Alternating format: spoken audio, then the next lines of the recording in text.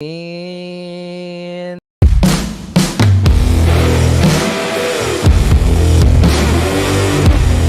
all right, we've already done that once. Let's just jump right into the Babylon. Yeah, Ryan, you did not break it. Dustin was trying to leave and come back and just ended the whole mother effing stream. it's probably been well over a month since we've done this, so a little rusty, a little bit, just a bit rusty. Is what it is. Yeah. But so, yeah, like Nick said, we've been to multiple cons since the last time we were live. So we will show you guys everything we have purchased at these shows. So that'll be really cool. Very exciting for that. I'm gonna do a video.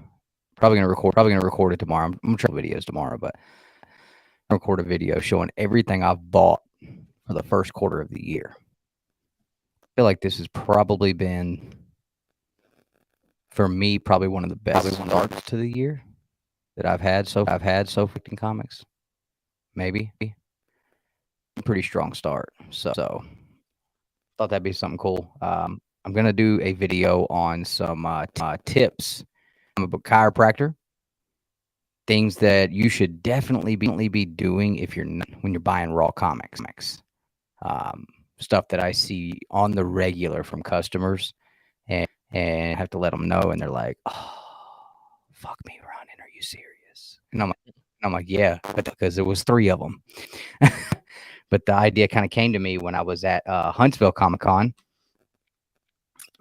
and Josh Olive from Huntsville, the owner of I almost said his leader, owner of Haven Comics in Huntsville.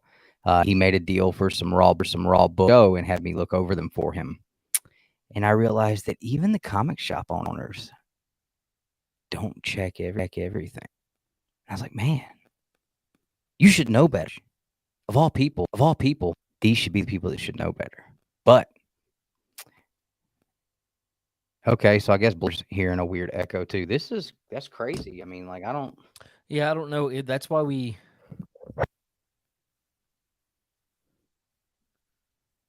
Yeah, that's why we ended not ended, but that's why Dustin accidentally ended the last show. Is it any better? We'll just play it by ear. If not, try to restart everything, and then I'll carry the weight of the stream. Yeah. While you come back. Basically, what I was saying is, I found it crazy that there's so many people that don't check the certain things that are gonna put in the video when they're buying raw comics, and I'm like, this would save a lot of folks a lot of heartache, and it was also save you a lot of money if you find these issues and present them to the person. Maybe they know that those issues are there, or maybe they do. So and they're trying to slide it by you, and you're able to say, hey, I saw this. Did you know it was here?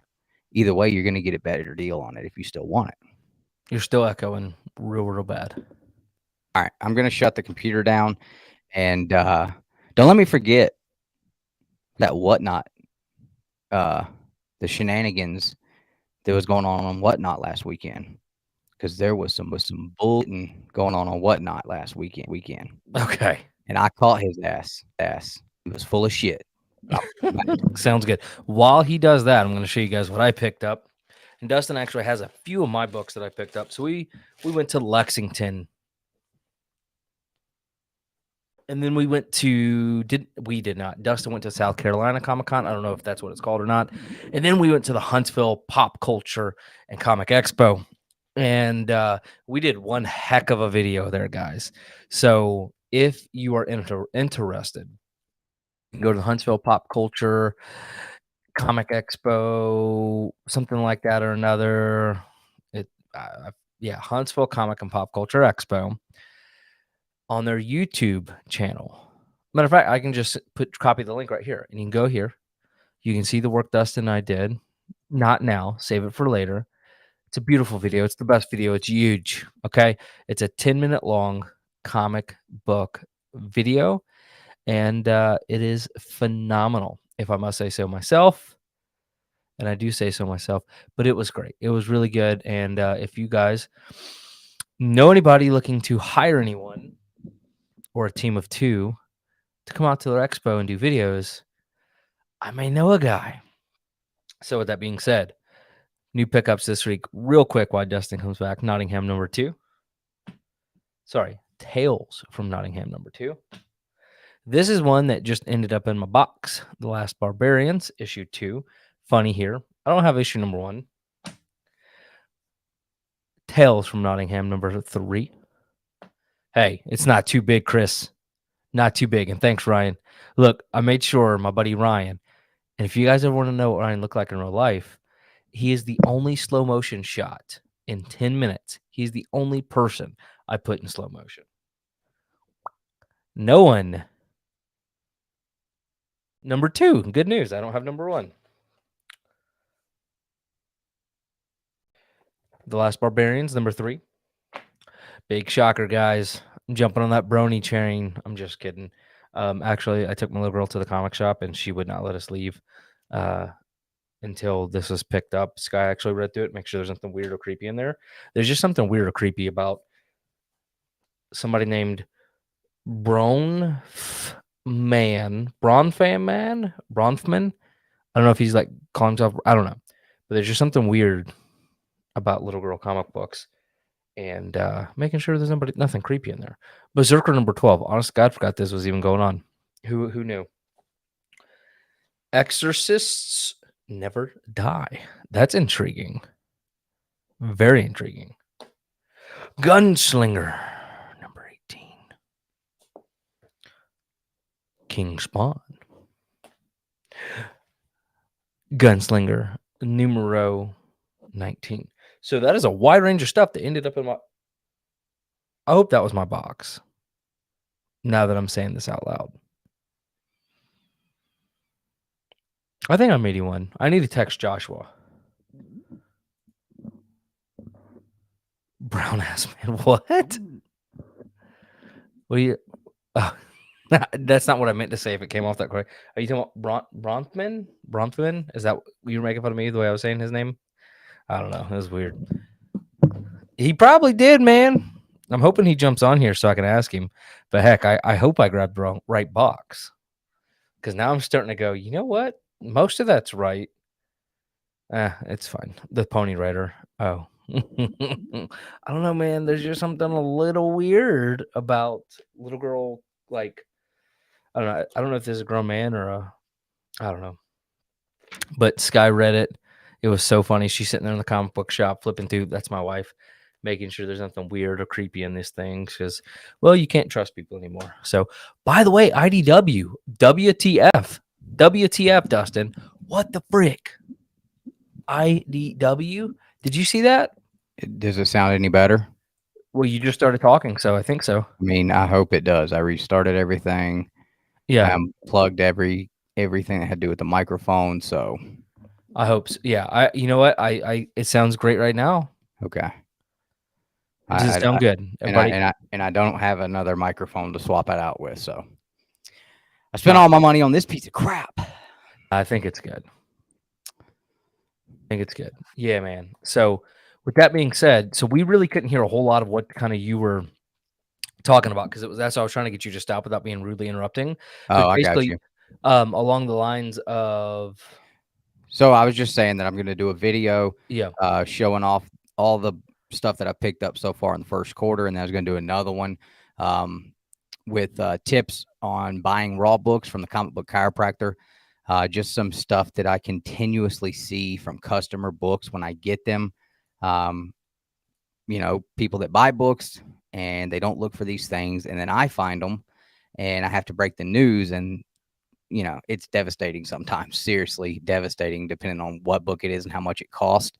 And I was saying that I really kind of came to this idea when I was looking over some books that Josh Olive from Haven traded for at the Huntsville show. He had me looking at them, and it surprised me. I was like, man, like I would have thought like of anybody, you know, like he would have, you know, a shop owner. Not just him. I'm not Yeah. pointing Josh out or trying to make him look bad. That's not what I'm saying.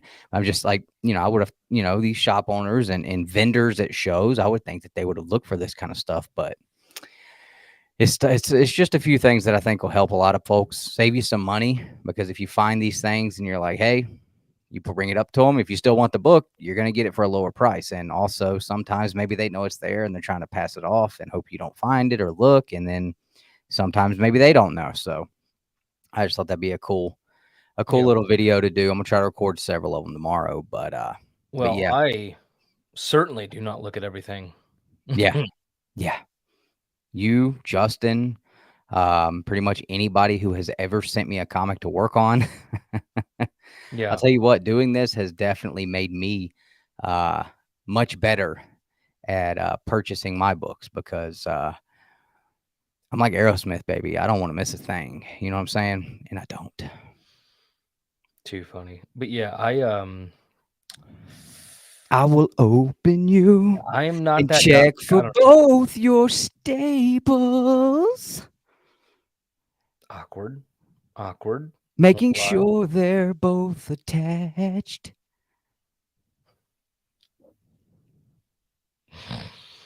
That's what we've devolved into now, is really crappy singing. And that there's no color touch on the back. Sorry, I was just trying to wait for you to talk again so I could interrupt. Maybe I should I start the video out that way? Should I just turn it into an Aerosmith music video? Is that what I should do? Here, go for it. We'll kick off. No, not this. I'm talking about when I do the video. Should I just mix up the presentation? I mean, I've done the talk show host from the 90s that a lot of people said, oh, you're too corny. Well, motherfucker, that was the point. Sorry, I dropped the F-bomb real quick tonight.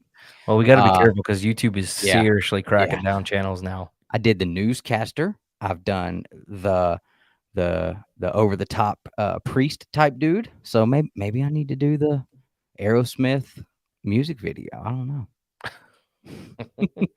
I mean, I'm terrible. Nobody's gonna watch it either, regardless. So I mean, it might be worth a shot. Who knows? Oh man. So do we want to show off the stuff we picked up since the last time we were on, which was like over a month ago? Been to a couple shows. I just showed off what I got this week. Okay. All right. So we got this from Gator Guard Comics at Huntsville. This is their exclusive with Sam De La Rosa. So they tossed Two Brothers Comics, one copy of Venom Lethal Protector #1, the Gator Guard exclusive. So that'll probably end up being a giveaway. What do you guys, since we have only got 13 people in the chat, you know what? I'll ask the members. Do they want it to be a raw giveaway, or do they want me to get it slabbed and we'll give it away as a slab? Either way, we'll see what they want to do. Nick also picked up this cool Spider-Man 700 with the Sam De La Rosa remark on it. If it'll focus, and it's not going to because this camera. I forgot I bought that. He's got that Sam De La Rosa signature and the remark there, so that's pretty cool. So I guess we'll start with my Lexington comic book haul, or Lexington comic book convention haul. Let me get the stuff that I grabbed there. This is what I picked up at Lexington, guys. If you watched the video, then you saw what we thought about that show. All in all, we got to see some of our friends, talk to a lot of our vendor friends that we see there every year and that we see at other shows. But all in all, I walked away empty-handed. I just felt like, you know what? Tune in next week because I have a panel assembled, and Nick and I will be on here with a bunch of other guys, and we're going to all be talking about the state of the Comic-Con so far this year. We're going to be looking at it from multiple aspects. I'm going to try to have dealers on here. I'm going to have people who are going to shows up north, people who are going to shows down here, some people that are going to shows maybe that have been out west. And we're going to try to get just as much of an overall look and thoughts on the current state of Comic-Cons right now this year so far. So be looking for that next weekend, Saturday night, right here. Now, we did Huntsville last week. Fun show, always a fun show at Huntsville. That is like our homecoming show every year. So we always have a good time there. And I'll show you guys my haul from there. And I already told basically showed everybody, hey, here's the expo video. Here's where to check it out. Blah, blah, blah, Right blah, on. Right on. So Great. I picked up the same things at Huntsville that I did at Lexington. Same exact things. Again, great show. Got to hang out with a lot of our friends. And I'm not even upset I didn't pick anything up. I did sell some books, so that was cool. A couple of years ago, I traded a book to one of the vendors there. It was the first appearance of Constantine. I just bought that book like the week before for like $75 or something. Real high grade, nice book. And I was just like, man, I've never owned that book. I want to own it. And for that price, I'll buy it. So I bought it raw. And apparently there was a Constantine news drop that weekend. This was like 2 years ago. Well, I didn't realize it. I wasn't keeping track of that crap at the time. And so he had a Tales of Suspense 41, third appearance of Iron Man on his wall. I think he had it at $400. So I asked him if he would be interested in a trade. He was like, yeah, sure, man. What you got? So I showed him the Constantine. He was like, oh, okay, it's high grade, man. I said, yes, it is. He's like, so what are you thinking? I was like, how about $250 and the Constantine? And this dude ripped it out of my hands. Like I said, he had the Tales of Suspense 41 up for $400. I paid $75 for the Constantine. So, thought I was doing okay. It was about 30 minutes later. I forget how I found out. I think I was just walking around, kept seeing that book on people's walls, like crazy expensive. So I looked at it and I was like, damn, he got my ass. Got my ass. He's the guy I sold some books to this weekend. And when I told him, when I made my final offer to him of what I would take for them, he snatched them. And same kind of attitude he had before. Because he was like, man, I got him again. Because he remembered me. He's like, I got him again. I told him, I said, dude, nobody ever hardly gets me. Like, I don't get got. And he thought he got me again. So after he paid me for them, I told him what I had in them. I said, we both did good. I said, I know you think I didn't. I was like, but this is what I paid for all of them. He was like, oh, damn. I said, yup. I said, don't worry, dude. I said, we both walked away happy. I said, you were good, right? He said, yeah, I'm good. I said, okay, I'm cool too. So that was good. I walked away with a fistful of money from Huntsville. So that was probably better than any book that was there at the show. However, I did go to South Carolina Comic-Con in between those shows, and I did pick books up there. I did buy comic books there. I picked up, this is issue 180, World's Finest 180. This is one of the World's Finest books I've really been after. Wanted a nice high-grade copy of this one. I loved that cover. I don't know what it is about it. I just thought it was super, super cool. So found a nice high-grade copy of it. You can see up here in this right-hand corner, it needs a little bit of a press, but this is probably at least an 8.5. I probably could get it to a 9.0. I haven't decided yet if I'm going to get this graded or not, or just leave it in the pretty Mylar. So we'll see. But I'm high-grade Silver Age anything right now is what I'm picking up while it's like down and affordable. So I picked that up. I picked up this one. I like this book, man. This is super, super cool. If it will focus, man, I hate this camera sometimes. There it goes. Detective Comics. What is this? 330? 320. Detective Comics 320. You got the Mummy, Batman, and Robin fighting crime, baby.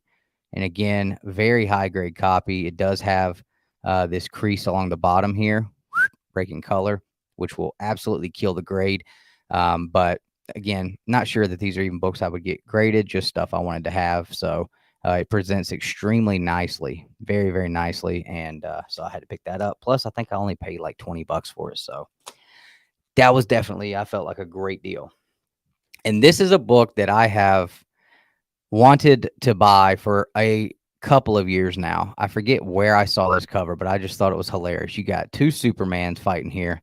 One's cracking him in the ribs with a railroad tie or with a piece of railroad I-beam, and the other guy is cracking the other Superman in the head with a freaking sledgehammer. So I was just like, that is kick-ass, man. And I've never actually found one in the wild. Like, I've never seen it in the wild. So picked that one up for like $10.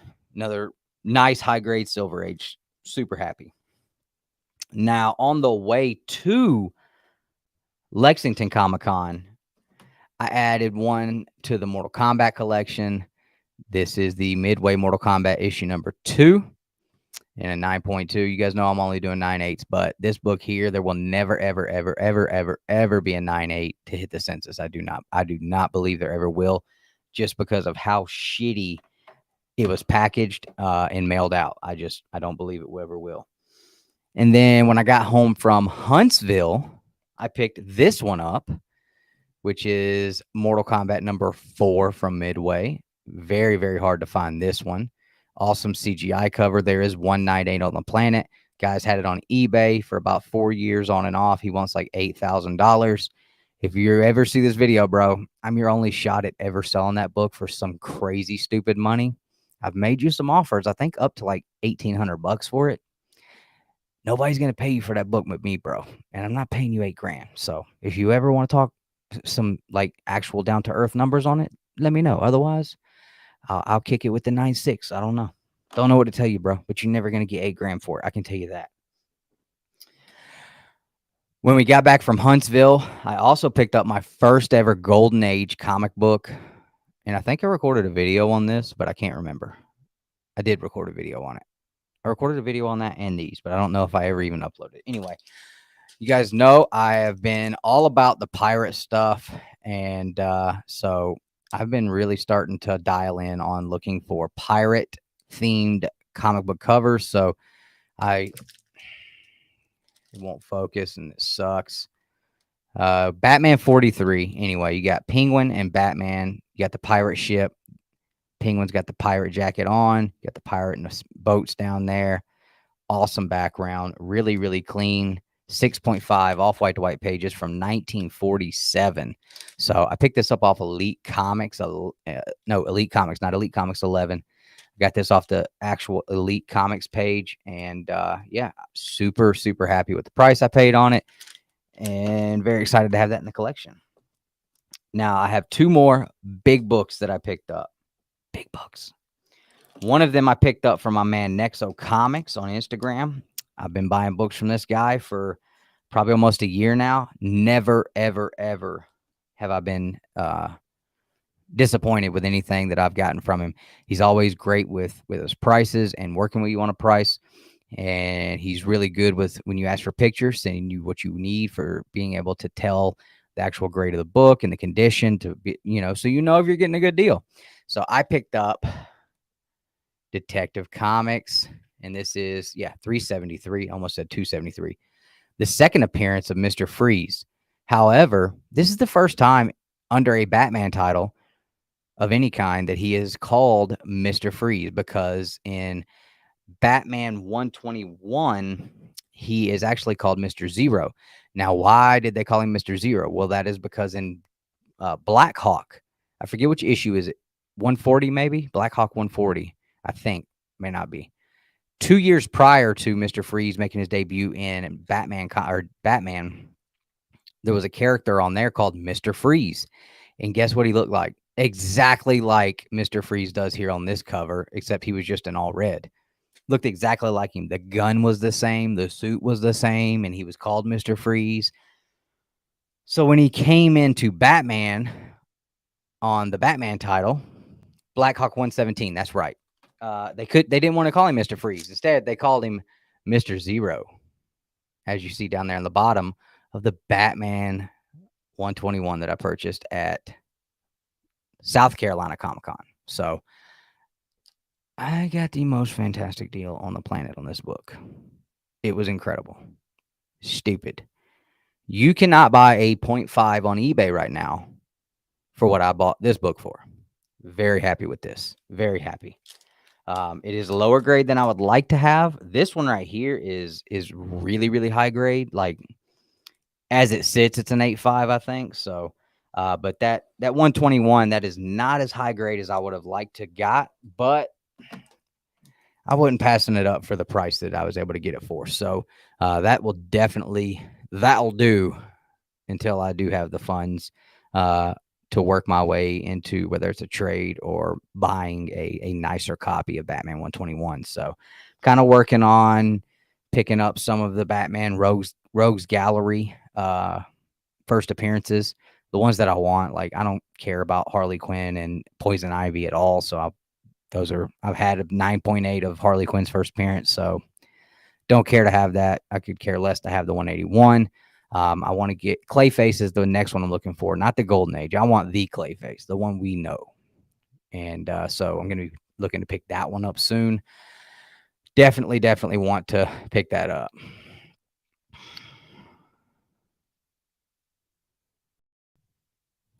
So I forgot about this one. Oh, hey, thanks, Mike. I appreciate that, bro. Don't nobody like him. Not you, Mike. Dustin. Don't nobody like Dustin. Look at that, y'all. This is the real big winner for the day. Only took like 9 months to get it back, but that's because if you guys notice, that is a magazine, and that Joker is like at least 3/4 of an inch thick. Like you could definitely kill a giraffe with that if you beat it over the head 2 or 3 times. If you use the old magazine case, it's just going to shatter. So definitely pleased whenever I saw that. Nick bought that at Huntsville last year. I want to torque it. He got it back in his hands a year after he purchased it. I should have taken that home with me because I really want to do a comparison of the new and the old ones. But well, whatever. Oh yeah. And depending on what we get, Vinny, I would like to get something in the range of like at least a 7.0. But if you want to shoot me a DM, man, we could talk. You know what I'm saying? I'm trying not to buy anything else until after Heroes Con. But hell, there was a deal this week on Elite, 4 Power Rangers 9.8s that I could not pass up. I got all of them for less than 100 a piece, and if you go and look up the prices on those, it was like almost like $700 worth of books. And yeah, so whoever put those up, they went straight to an OG down to clown Power Rangers comic book collector. So appreciate you. And then I guess I can show these. Like, what's up, Whack Attack? I got to meet Francois Petit, who played Sub-Zero in the first Mortal Kombat movie. The absolute coolest interaction with any celebrity I've ever had. And yeah, I mean, I literally could have never expected to be treated the way that this man treated me. It was, if everybody was that way, then you know what, these celebrities will make a lot more money at these shows. But I'm telling you, it doesn't happen. And I'm about to tell you a couple that didn't. But this was fantastic, and I almost didn't even go over and talk to him, but he didn't have a line, so I was like, let me just go do it anyway. But what up, Kyle? Absolutely loved Francois. Loved meeting Francois. Hey, Kenneth, Bronze Page. We can talk about that. What's up, man? My son, and you don't have to do big screen. My son got to meet Big Papa Pump, the freak Scott Steiner at South Carolina Comic-Con, who was absolutely a pleasure to deal with. He was fantastic with my son.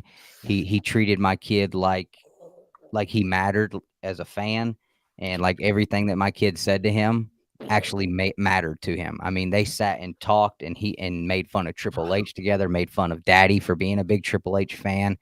First thing he talked to him about, he walked up to him and he was telling him, he's like, you know, I watched you when you was going against Triple H and the arm wrestling. And he's like, yeah, when I slammed that little punk, and he pointed to this picture, and, you know, so it was great to watch him interact with my son. Fantastic. That again, I wish that all the celebrities acted that way. This guy right here, who I really didn't even want to pay the money for my kid to meet, because I don't really care for him at all anyway. This guy is an absolute dickhead. Oh, by the way, Jeremy turned him and his brother away from the con this year. Well, that's good because this guy right here is an absolute douchebag. Yeah. He had a kid that was 7 years old that was more excited to meet him than anything else that was going on that day. Come up and start talking to him about his TLC match that he had, the first one. Something that happened 20 something years before my kid was even born. He shouldn't have even known about it. But he's sitting there talking detailed, talking about details in this match and asking him questions about it. And he couldn't even hardly get up from his chair and act like he gave a shit. And now he turned it on, and smiled pretty for the picture. But I paid almost $100 for my kid to get it basically ignored by him. He was just a total jackass. And the last one, the first time we met this guy, it was so busy, didn't even try to have a conversation. It was just kind of like, got the signature, got the picture, let my kid talk to him. We rolled out. Is this the one I think it is? Yes. At Huntsville, I waited until there was no line. There was nobody behind me. I double checked, made sure there was nobody behind me. And I tried to strike up a conversation. This is someone that I've idolized my entire life. My kid loves this guy. He didn't give a shit when I told him about there's a 7-year-old kid that sits at my house watching videos of you as often as possible and thinks you are one of the greatest ever. He didn't give a shit when I told him that I grew up in an era where Stone Cold Steve Austin and The Rock were running the world, but you were my guy. And, couldn't even lift his head up. So I paid and got my signature and everything. But I will tell you, I was very disappointed that he couldn't even, I don't need some big, but don't lift your head up from your telephone. You know what I'm saying? Like, don't just sit playing on your phone while I just spent $50 to talk. I guess in their minds, you're spending $50 for the signature. Like, you're not spending, that doesn't include getting to have a conversation with me. So maybe I went about it the wrong way. I don't know. Maybe I should keep that in mind which this is part of the reason why I never do the celebrity stuff ever. I will not meet anybody for this reason. Yeah. Because if I genuinely enjoy their work or I'm a fan of them, Right. I'm worried that's going to happen. It's going to ruin it for everything for me, right? That's why, very rarely will I do that. For example, so and then Sunday, Sky, she went and met Murray, and I love Murr. I think he's hilarious. He's like top 2 Impractical Jokers, Joey or Joe, and then Murr. But I'm like, I don't want to go meet him because if he's a butthead to me or whatever, like, I'm not going to enjoy your work anymore. But Right. Sky, Friday night she wanted to and didn't. So Sunday we went back for just a little bit so Ellie could walk around again. Paid $50. She went and took a couple of selfies. He was awesome. Yeah. He was talking to her, having a grand old time. Ellie ran up and he was talking to her. Murr asked Sky, what's your favorite, what was your favorite prank or punishment or whatever? I forget how she put it. And she tells this grown ferret looking man, it was the vibrating butt plug was her favorite punishment, and proceeded to have a 5-minute conversation with this grown man about this and how he thinks he still has it. He probably is going to sign it and auction off for charity or something, he said. And I'm like, you know what, though? She could not stop smiling and she had a great time. And that was great for her. Ellie, he took a second picture with Ellie. And I just kind of sat back looking stupid, but it was, I something inside me. I don't like paying, that kind of money. I'm the same way. Like, I just don't the want luxury of meeting somebody. Right. Like, But there's not many people out yeah, there that to me are worth spending that money just to have the ability to stand in front of you and have a conversation. yeah. And that's why there's been very few that I have. Jason David Frank, Mhm. every single time I've met him, from the first time where we went to the Power Rangers convention and that was the first time I'd Yeah. ever met him, to the last time I met him where he invited me onto the elevator to ride with him. Yeah.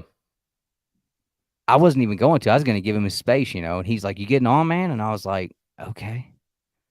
Always great. Yeah, he was I think he is my favorite Yeah. person we've met. He didn't collectively, have to and even act like I was standing there. There was nobody around.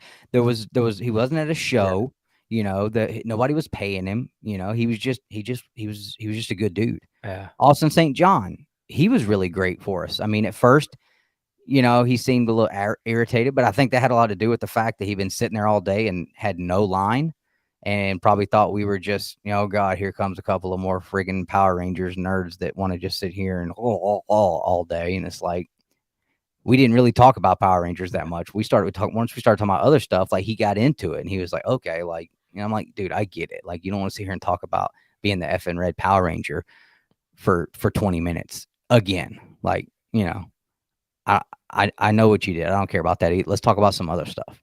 yeah, Steranko, wonderful, yeah, wonderful. A little too good because Steranko takes the time to make sure that every single person in his line's visit is good, which means his line takes forever. You should take that poster and get it signed by him. I know you have the book, but that'd be cool. So, Josh, and I know you encouraged it, right? Because I mentioned Jim Starlin. I also mentioned the fact that I never spoke with, because Jim Starlin, you know, honestly, is the reason I'm into comic books because of what he wrote. George Perez, the work he did on New Teen Titans, I absolutely adore now that I've read it. I think it's some of the best comic books from that time period. A lot of the big Spider-Man guys were, you know, DeFalco. Who else was there? I don't really loop like the comic creators in the same category as like some of the, like the TV and movie and stuff, celebrities like and sports stars, like the comic book artists and stuff. I think they truly like still kind of, for the most part, most of them still appreciate the fact that like this line of people is the reason why you are who you are. Yeah. Well, and like if I had walked up to, and it was funny because I was doing some recording and I mentioned Clone Saga and DeFalco immediately. What about Clone Saga? And then somebody else walked up, and thank God I didn't have to have that awkward conversation because I'm not sure what he heard and how he heard me say it. Because that is not a can of worms I want to be ripping open and getting into with that man. Yeah. But I mean, yeah, I probably should.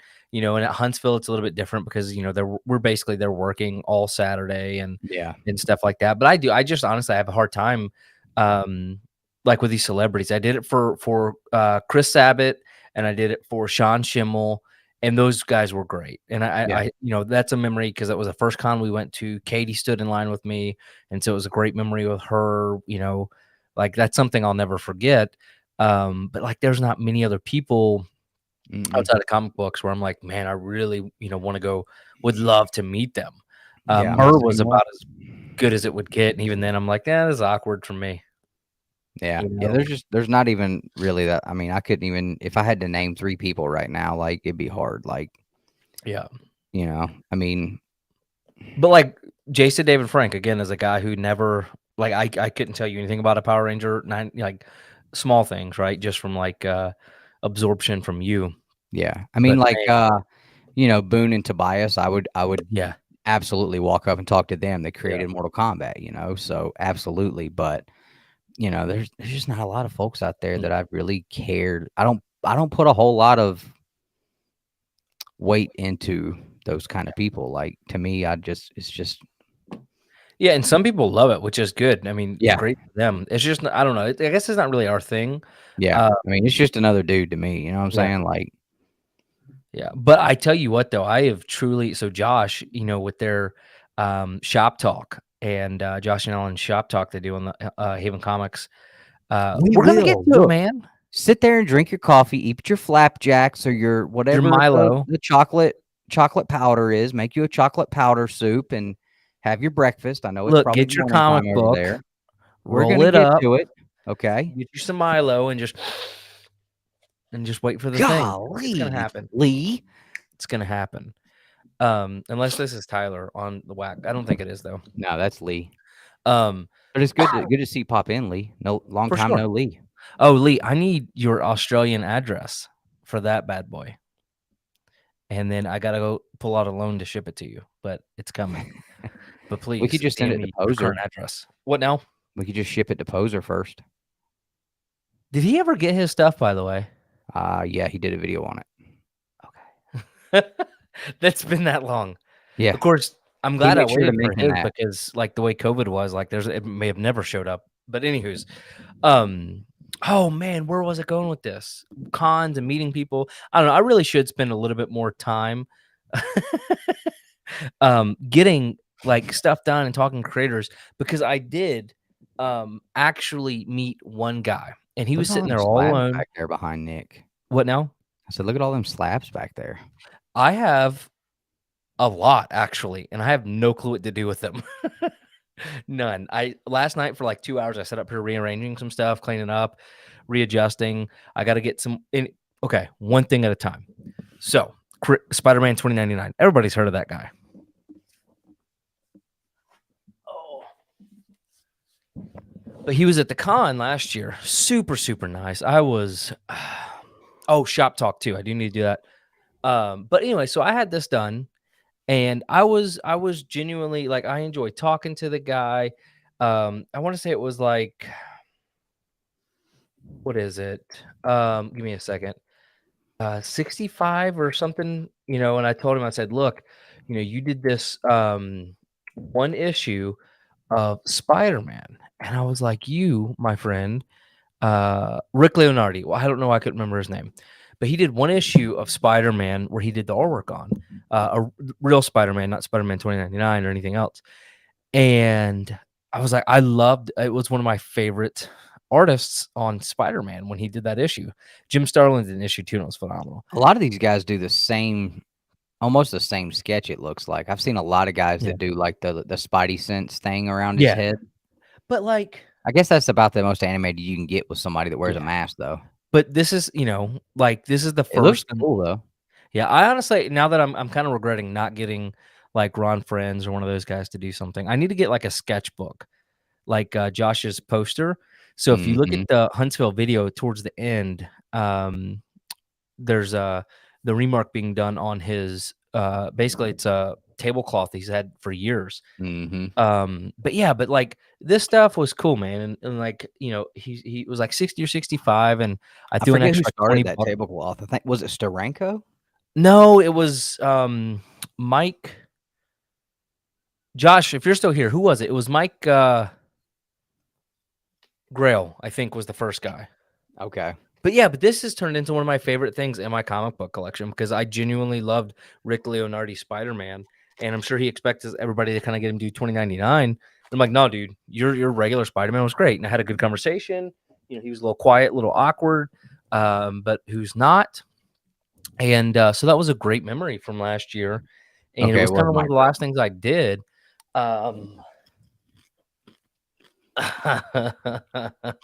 Get out of here, whack. Yeah, I was right, Mike Grell. Um, and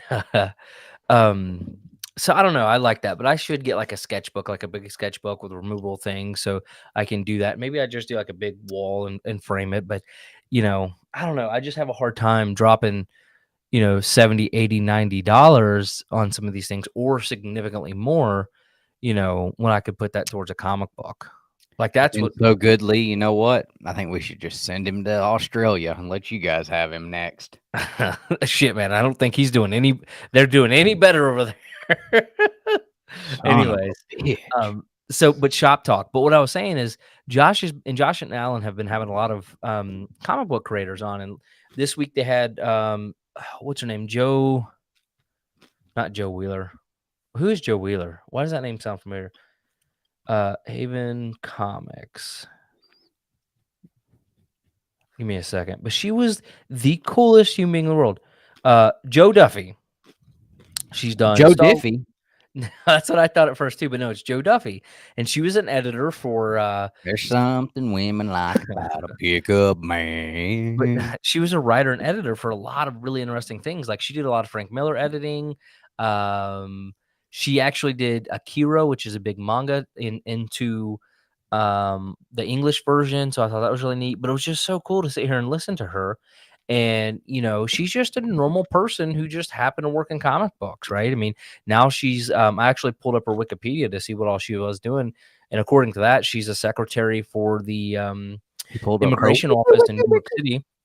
But it's just, the coolest thing to hear these guys or girls, whoever it is, talking about being excited about their past work and stuff like that. And, I don't think I could have that same kind of conversation because how do I put this politely? But Josh, that was like his heyday of comic book reading as a kid. I believe that Like time in the makes golden sense. age? Huh? In the golden age comics? No, you leave that man alone. But it was just so Alan probably more so than Josh in the golden age. He put his nipples on my neck. Okay. What? I said he had his nipples on my neck.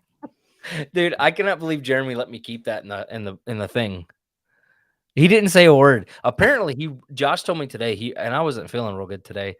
I was tired of my allergies, so I tried not to stay there and talk too long to him, and they were playing D&D, but Josh said apparently Jeremy came in and was very, very happy with our video. So Well, good. You did a good job. It was like we I did was a good telling you. job. Look, I and ain't do nothing. I did one cool thing, and that no. was No. So two of the things I get the most compliments on was that, and then Josh even pointed this out. He's like, I really like the sign you guys did because it really kind of gave that vibe of happiness and everybody kind of waving. yeah, because every And time all we get is people going, "Oh shit, yeah, oh," and I'm like, "Why are you ducking, bro? Like Yeah. you're being." That's why I started telling everybody, "This is gonna be on HBO in a couple of months. Y'all gonna look stupid, or you want to wave? Pick, Well, as they're coming through the door. yeah. It's gonna be in Spider-Man, the next movie. Wave, don't look Yeah. dumb." Well, and again, if you weren't there being a part of it, that would have not have happened. And it would have been a totally different video. So whilst, I may have done like 98% of the recording and 100% of the editing and whatever, like those two creative moments made the video. So in my mind, it's not something where I could just go off and do it by myself Yeah, because I make sure the camera doesn't get destroyed while we're walking through. yeah, that too. So I think that's both. I think there's a lot of value add there, even if I'm the one recording and editing, because there's always that one creative thing you bring that generally makes the video. Last year was a little bit different. Last year it was a little bit off, but this year, I mean, it was damn near perfection. Yeah, I think we could have done some stuff. I could have shot things a little bit smoother, but I mean, there was not an inch of the con we Oh didn't my get. god, it was bad. What? It was bad. Like we were standing outside looking at this almost quarter-mile long line, Mhm. and I said, Oh, "We need it to get was in there." had to be more than that, dude. It took you how many minutes to get to the end? Almost 4 minutes to get from start to Yeah, the end. yeah. And I was walking kind of at a brisk pace. Jeremy But, actually posted the video. I texted him on Oh, his yeah? Facebook page. He was like, took pictures of the lines and stuff, and then posted that video. Thank God I didn't say anything bad. I told Nick when we were standing out there, it's like, "We need to go in there right now and get this crane set up." I was like, "Because in about 5 minutes, we're not gonna be able to even stand it up." No. And by the time we got it put together, it was over. It was over. We were causing all kind of trouble, but we had to get the shots. Dude, I mean, I thought we were gonna knock somebody out, drop the camera on their head. It was nuts to butts in there the whole time. Next year, we're seriously gonna have to be given a spot somewhere where we can go Yeah, we're gonna have to set up something. set that up because especially if we get a bigger one next year. Mhm. But I want a bigger one by Heroes, man. I want to go into Heroes with like a 20-footer might need it. because Heroes is big. Are you talking about the moment where Dustin pointed out? No, he's talking about when Josh had his shirt over my face. Oh, Yeah. I just wish I was brave enough to put the full nipple shown over Dustin. Just But I see thought it those was funny big because you're just saucers. standing there, and then I put it right at the cut of the music where it's like dance music, and he's like doing this thing. It just worked out perfectly. But I think I had two favorite shots. Actually, guys, let me show y'all because this I is forgot to say, I picked up a new Mortal Kombat blockhead hat, the Kano from Brain Candy on Instagram. Appreciate it. That's my man. And my other homie, 19th letter. I picked up the Raiden that came in today. So the blockhead Mortal Kombat collection is coming along. So can you guys see this? Oh yeah. Cool. So there was help me. The line to get in the beginning. Oh, Nosh, bro, I didn't even see you popped in, man. Noshi Nosh. What's happening, Nosh? Nosh. Well, I hope you have a good night, man. I'm glad you popped in, and I apologize so much that we got so caught up and did not even see your message, bro. Yeah, man. What happened? What happened with Berkey Burke? Who hurt my friend? Dang it. I was trying to make Steve cry. Last Thursday, I jumped on his 3,000 subscriber celebration and was being overly sensitive and nice, trying to make him cry, but he didn't do it. Steve's a big man. So you guys need to go watch this full thing, but this is what we're talking about.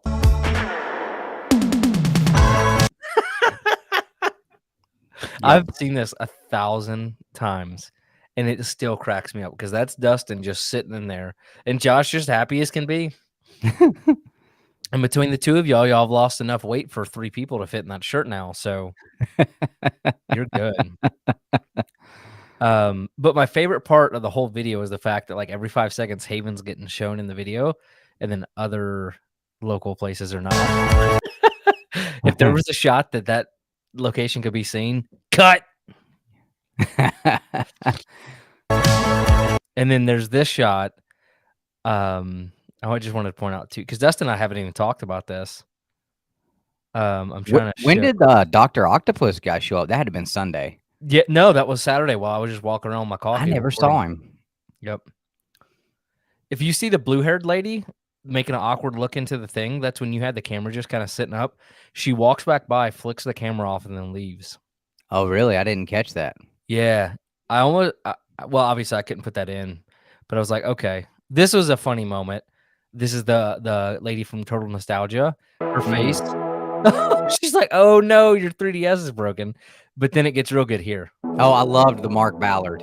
You could not get more. I mean, it doesn't get more Mark Ballard than that right there. This is one of our guys. This is one of the guys we've become good friends. I mean, good friends with. And he's got the best hair, and he has a van with the Amazing Spider-Man on the back. He's hilarious. Yeah, I adore this guy. He is a complete and total asshole, and I love it. So at this point, we've known him for a couple of years, and I'm the first person to buy a comic book from him. 3 years now. I've bought a book from him. I bought a book from him last year. Oh, did you? Because I told him from him at when he comes to the Atlanta shows. I've bought from him before, but I told him, I said, I think this is the best book or the only book we've ever bought from you. I think he was just so not desperate, just kind of like over it. He's like, just gave me a great deal. Yeah. But there's this other shot though. I'm trying to find it because this dude cracked me up. And I loved that you threw the shots of the line of people sitting there digging in spinner racks, long boxes. I thought that was cool. Yeah. I saw that. I looked over and I saw that and I was like, let me just let this shoot for a minute. Yeah. That might be cool. So there's this shot of this old man. Oh, gotta get the gator guards. Yep. I hope they send mine soon. Not that it matters. I don't have the book. But and then our boy Ryan, only guy in slow-mo. Comics and death metal. Only guy in slow-mo. I couldn't believe how great his hair when I walked up behind him. Yeah, so I got Britt and I got Ryan in there. Yep. There's me and Josh. There's one shot of me in there showing Josh all the stuff that was messed up on the books he just traded for. Yeah. I told Amanda, I was like, yep, there's me breaking Josh's heart one book at a time. I got Jeremy and I got the Clerks guy, dude. I don't remember his name, but he was just cracking up and having a grand old time. Every time I walked by, he would do something else stupid. But I'm trying to find a shot of this old man. He walks by the camera and does like a complete U-turn, which you don't see on the thing, and just kind of pops his head back in. And I'm like, it just cracked me up. And then we spent probably more time with Brian Silverbacks than we did anybody at this show. Yeah. We just had a damn good time hanging out with Brian. Oh, we always do. Anytime we see Brian, I mean, we sit and talk forever. Yeah, that's what I kept telling him. All right, see you in 4 minutes. And his photos, man, turned out great. I took after this year. So I am just gonna let him post everything I do from now on because it's gotten several hundred likes at this point. And I'm like, oh, great. Good for you, Brian. My stuff never gets that many. But this guy, he was the thumbnail one year. And he walked up to us. He's like, hey, man, it's a thing in my family now to make sure that I can like get in the videos. And he didn't know, but I had already caught him at like 3 or 4 different points. Okay. And I only recognized because of his bandana. And I was like, okay, well, just, go over here and dig through comic books and I'll get you. And if you look at his fingers, he's not actually digging. He's just moving them around. Oh, yeah. He's just doing this. And it cracked me up so bad. And it's moments like that that like I really loved in this What's because up, Robert? I'm the one that's like we're there, so we know what's happening. Mhm. I got Brian doing his, signature pointing. Mhm. I hate I didn't put more Deegan. I didn't realize that it was so quick. So I felt bad, but it's Well, every okay. time we went by, he was being interviewed or talking to Yeah. someone. But that's I good. should Every have time got we a see Deegan at shows, there's always, like, yeah. a couple people standing there talking to him about his art and stuff, so, like, that's awesome. Yeah. But man, I cannot find this old guy anywhere because he was my favorite. He's my absolute favorite shot, I think, in this whole video. He just walks by and then he pops back in. Um, yeah, I don't know, guys. I'm sorry. I thought I could find it real quick. But if you go watch the whole video, you'll know. This is what I was talking about. Josh's I, I got some really good reactions of the guests too. I wish we would have gotten, some with Amy Jo because she was looked like she was an absolute peach to for her fans. I mean, she Yeah. was laughing and, interacting with Yeah. everybody. Like, she's one that, to me, I feel like next time I have this opportunity, I would spend the money. Yeah, for sure. Yeah, and honestly, the way the kind of the lines got were so crowded. I don't think next year it'll be as bad. But like I told that to Jeremy too. I said, this year I wasn't able to get close ups like we have in the past because, literally everything was so packed, and I don't want to ruin anybody's con experience by like the guy with the camera. That's not what we're here to do. We're here to capture it. And thankfully, towards the end Friday, we were able to get glimpses. And I got some really good shots of Shatner. He was the big draw. Next, I there's so much I wish we could have gotten, but just one camera, it was impossible. I wish. That's funny, Callie. He said, "Watch on the outside of the shirt." Huh, that like, yup. Oh yeah, Don't see that often. No, you but it's don't. funny though because if you look at Roy Thomas's face at first, he's like, "What is this? What?" He like it was just funny. He's like, "What?" I don't know. I crack up when I'm editing these things. And then the face he's making, like super focused.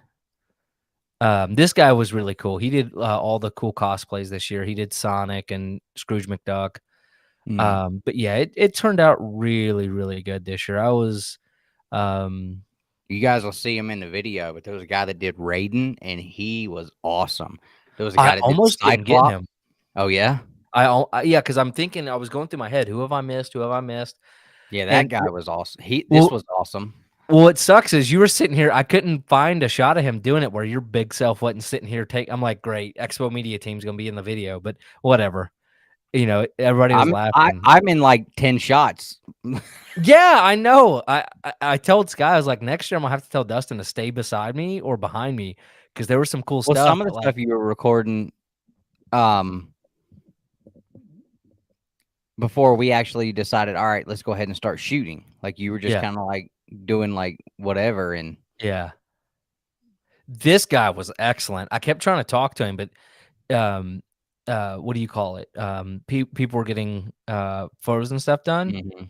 I Um, thought the Cyclops guy was probably my favorite. he also does He's the guy that did Captain America. See, that's the same guy with the bandana talking Mhm. to friends here. Oh, he was dressed up as Captain America the day before. Yeah. Mhm. So, but yeah, it was so funny because I got that guy like 3 or 4 different times. Um, I love the guy in the very beginning, the Star Trek guy that I I made him stop and do yeah. something, and then, like, you put it in there when you did, and I was like, "Dude, he was perfect." Yeah. So, and that was because I told Josh that I sent over a couple things, and I told Jeremy when was it or Monday? I had to make a few cleanup things, but from a high level, what do you think? And Jeremy told Josh he wasn't sure what needed to be cleaned up because it looked so great, and I was just kind of telling him like there was a few shots I want to make sure I added. One was Ryan Allen, this guy because I forgot about him. But you guys will see here in just a second. So, and this dude was running around raising hell at people, and not Mhm. in a bad way, but just like doing all these different Voices, he was having him a impersonations. damn good time. Yeah. That's the shot that everybody liked. Um Moorhaven That's Comics. our Yeah. signature now. There he is. I'm here. And then Bubba Fett and Darth Vader. We've seen them up there before. Yeah. I after I thought about it, I See, was like, there's "I the guy remember." again. There's Bobby. Yeah, there's Bobby and There's Steve. Bobby, Steve Hinton. I don't know if I got Deb in there at all. See, there was Britt's little. I told him I got him. Yeah, I sent him a screenshot. I was like, Britt's made his YouTube debut. Yeah, I'm telling you, Merv was excellent the whole time we were over there. He's like, you see him, he's like, get the out, and I kept recording him. But yeah, but everybody was so. You could tell, man. People were just having a blast, and I told Josh today. I said, I don't know what con this was, because this just it looks so much like people were having so much fun, and they were, and like I hate I didn't get to experience it because we were recording everything. So I'm like, damn, this looks like it was a great time, and I didn't get to experience any of it. I was really proud of how this shot turned out. I snuck into the look. Those guys were hilarious, by the way. But the Shatner, and I think for Jeremy, this is a fantastic shot because to fill up, what he used to do was 3 panel rooms. This year he did 2 panel rooms, and this one was massive. We've never been able to walk into a panel room and it be full like that. No, and people were when I was shooting this, people were still filing in trying to get the last 3 rooms. So I think that was a big moment. I wanted to make sure we got in there. There he is. So, but yeah, it was genuinely like, I wish we could have got more photo ops, but we weren't really in a good spot to get over there and record those a lot. I wish we could have got, some more panels, but again, like it was just so much. And if he expands, I don't know how we're going to manage to get it all. That was hilarious. Did you see that? Watch this lady. She pops him right in the junk. Hold on, go back. It cracked me up. So if you watch her, bam. And I was like, should I leave it? Should I not? Nah, it's funny.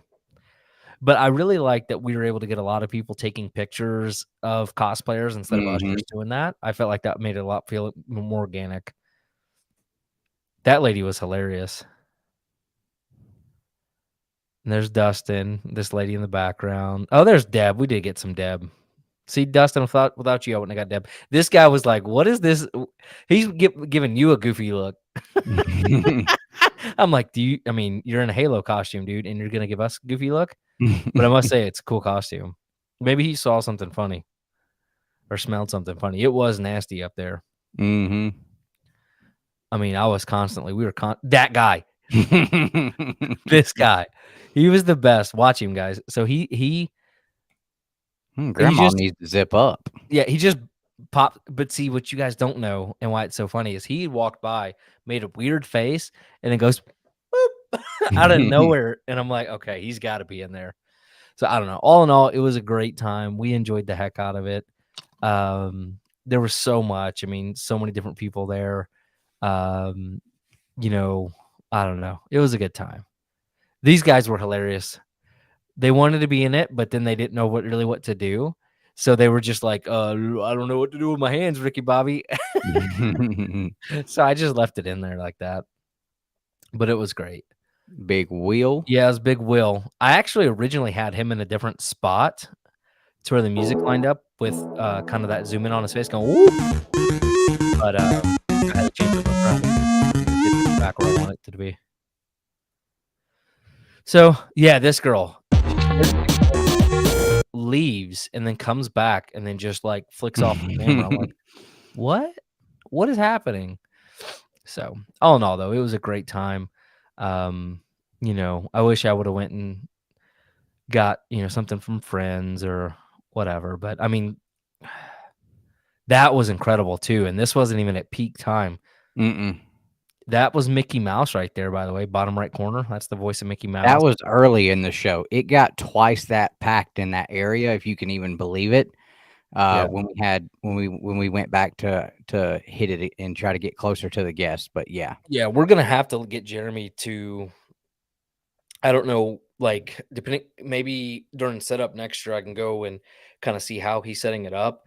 And maybe we can mark off, or like if we bring our own cones or something, mark off some spots to where we can get some shots without risking people's lives. So, because I don't want to ruin anybody's day. I don't want Jeremy to have any issues where somebody gets hit, but I also want him to have like really cool shots of his show he's If putting we on could get a too. crane that we could run behind.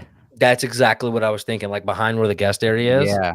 and just boom it over. Mhm. Yeah, I think that would work. So, but yeah, but it was awesome, man. Everybody had a great time. Um, exactly. And I tell you what I'd like to do is show up as guests next year. I need to drop that in Jeremy's ear. Like, how can we show up and be your guest videographer? You know, your guest official. You know, because I mean, technically we are, right? I mean, but like, you know, yeah, it was fun, man. I don't know what was your We favorite want thing. one of those damn Instagram posts. What? You talking about putting us in one of the posts? Yeah, man, we need one of those posts. Those awesome official expo posts. Yeah, because don't think next year I won't run around getting all the videos and then go back with the camera on Friday or Sunday taking hella photos and just do double duty. You know, if Brian can get that kind of response on my photos, look, we're gonna be out here. But seriously though, man, I really, yeah, it should. Too funny. Okay. I did almost knock the hell out of William Shatner. Story time. Quick story time, guys. So if you're a fan of William Shatner, I almost ended his life prematurely. Now we know he's like 99 years old, so he's I mean, already how prematurely would it really been? I mean, maybe a couple days. But so I had that big shoulder rig. If you guys didn't see it, I don't know if Dustin saved the photo anywhere, but I had the big shoulder rig, and it wasn't ideal. It was, I kind of built it, and but it worked. So, but it was big, and this is a blind side. I couldn't see anything, and I didn't have the viewfinder on, so I really honestly couldn't see anything else happening. But there was like 5, 6 cops. I mean, not just your normal cops. These are like your canine cops, SWAT gear. I mean, it was like border. Like if they were just had the helmet, like you would have thought some serious stuff was about to happen. Like full, I don't even know what you would call it. right Borderline here. like military gear. And so I'm very intrigued. I'm like, oh, and I'm thinking this dude's massive. He would whoop my ass. And I'm just like, this is what's happening in my head. And it's Friday night, so he hadn't been there very long. But I see the canine, and I'm looking for the dog, and I'm not paying attention. So I'm walking this way towards them. They're coming this way, and I get like that close to William Shatner's face before my wife, grabs me. She's like, "That's William Shatner." I was like, "Oh, well, great for his security that are sitting there and almost knocked him out with a camera." Yeah, it would have not been well. And I told Jeremy that, and he laughed it off, like, "Oh, yeah, no big deal." Like, dude, I would have been mad. But yeah, Josh, I hope it does expand, and that way I'm all for it. I love it, but I love the con videos. I love recording them like this. Like I genuinely, if somehow I could turn this into our full-time job of just traveling around recording con videos, be fantastic. Yeah. So, And like for me, it's always like, we got to record today. I can't dig around and look. yeah. But once we start, I'm like, man, I have so much fun doing it. It's just, Yeah. I guess it's just like getting started, and then I'm like, all right, like I'm not really missing anything. So Yeah. And my sickness, as you call it, it gets a hold of me for a minute, but once we Dustin start, I'm is good. that's a good segue. So Dustin has a sickness, guys. He Oh yeah, we can talk about the bull snot that happened on Whatnot. I was going to say that's exactly what I was about to say. So Dustin has a sickness, guys, a comic book sickness. If you didn't watch our last video, just watch the last 5 minutes of it. For like 30 seconds, honestly, is all they need to know that you're sick. And and he was like seriously borderline depressed leaving Lexington because he did not buy a single comic book. And he had just dropped a couple hundred on a Mortal Kombat book before we showed up, or as he was coming up. In the car on the way up there. Yeah, I'm like, dude, but like seriously, Dustin is borderline depressed about the fact he has not bought a comic book at Lexington. So we're leaving. Lexington has always been so good to me, though. I've bought such great books there. Well, you're kind of running out of stuff to buy that, it's not a random, oh man. Yeah. So anyways, so he does that, and he talks about the Blue Chew thing and all that stuff. What up, Southern Comic Geek? It was a good show. Actually, Association. I don't know if Southern Comic Geek made it in there or not with Scrooge McDuck. Maybe I don't remember if He I did. left He it was there standing too. right beside us whenever he was standing there. Yeah, so I don't remember. Um, but so Dustin was depressed leaving there. I was like, dude, this is like, I mean, seriously upset, like his dog died or something. And then what was happening Friday? You know, you showed up and kind of were digging around, but you could tell like you were definitely like missing it Saturday morning. You definitely seemed a little off because you weren't able to go dig and get there first, and you weren't there at setup night. Like if you had been on our setup night, you could have been digging through everything. And so you could tell Dustin was just already down. And then so was it Friday night or Saturday night? It was Somebody Saturday posted, night. yeah. So we're sitting there playing a card game, and somebody posted a book about the peanuts that they're selling us on Whatnot, or Ryan sent it to you or something. Yeah. And literally, like he's been so excited to play this game with us, this card game, mattered nothing. As soon as that book he was interested in showed up, everything. I mean, he's got earplugs in, phone seconds of looking. I mean, it's like a real sickness. Until that book was gonna pop up, there was nothing in the world that was gonna matter more than that comic book. I swear to God, if there was a comic book convention and there was a book he wanted, and it was choosing between going there or going to the birth of his kid, I think he would probably second guess going to the birth of his child. Hey, I can watch that that can be filmed, like, whatever. I'm telling you, and I And wish then I was and then like almost somebody joking. and then, I hadn't been on Whatnot in a long ass time. So I was like, Yeah, well, let me see what shows are going on. While we're playing cards, I'll just because listen. Ryan sent you it, right? He had sent Yeah. you, yeah, Because he said some dude was slinging some nice Silver Age Batman and detective. So I was yeah, like, all right, cool. Let me check it out. And he has some World's Finest and all kind of stuff, And he had the Clayface Joker on there. And I yeah. was like, oh shit. That's one I've been looking forward to. What up, Kyle? So What up? so What up, Mark? the guy puts it up there. And I'm already looking at these pictures and I'm like, damn, this is nice, bro. This is like nice. 8590 looking book. But then I look at the bottom staple and you can see where there's a damn hole filled with where the rust has hit the paper and eaten a hole in the paper. And then the staple is just shinier than, a brand new nickel. Yeah, it was bad. And not only that, but you can tell that staple wasn't even the right length for that book. I'm sitting here looking at it and I'm like, I can tell that's not a staple that came in that book. Like this staple has been swapped. So then the chat starts asking this guy, like, yo, has this staple been swapped? Like, what's going on with the bottom hole, the hole right above the top of the bottom staple? Like, and he's like, oh, I don't know. He's like, I don't know. And he just keeps saying, like, this is high grade book. This should be like a $400 or $500 book. And I'm like, yeah, if you hadn't swapped the staple out, bro, like, you're the one that's got it in your hand. Like, you can obviously tell if that thing has been, there's rust on the pages, bro, and none on the staple, inside or out. He opened it up and showed the inside. It's like, well, okay. And you can look at the staples and tell the fold on the top staple is correct for is correct for that time period.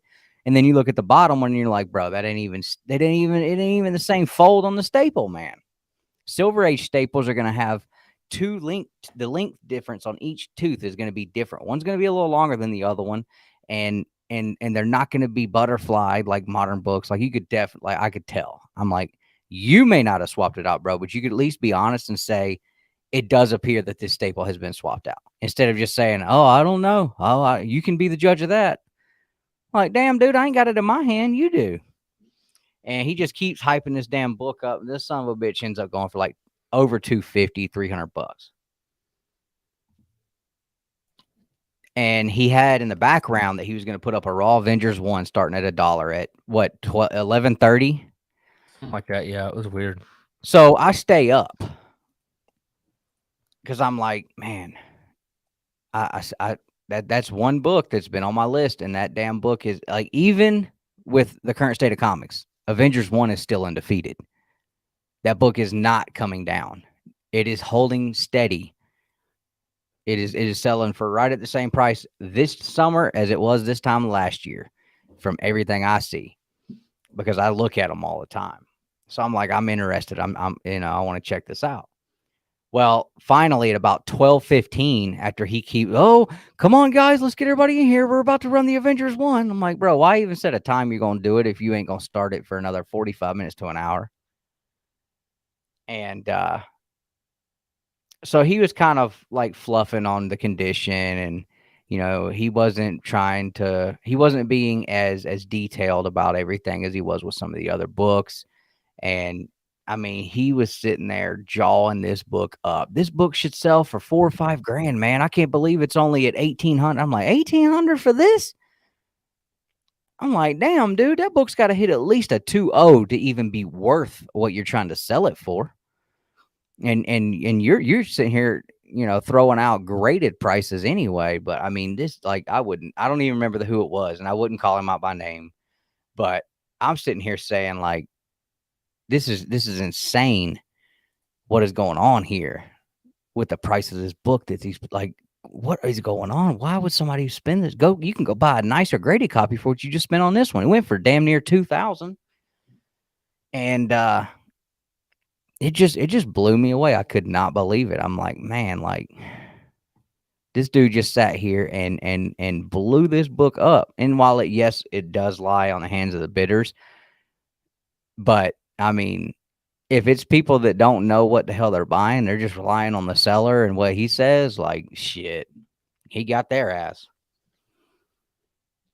But I just hope whoever bought it knowing, what they were looking at. And, that's my hope, because I knew what I was looking at, and I was in up to about $1,000 on it. For me, I would have spent around $1,000.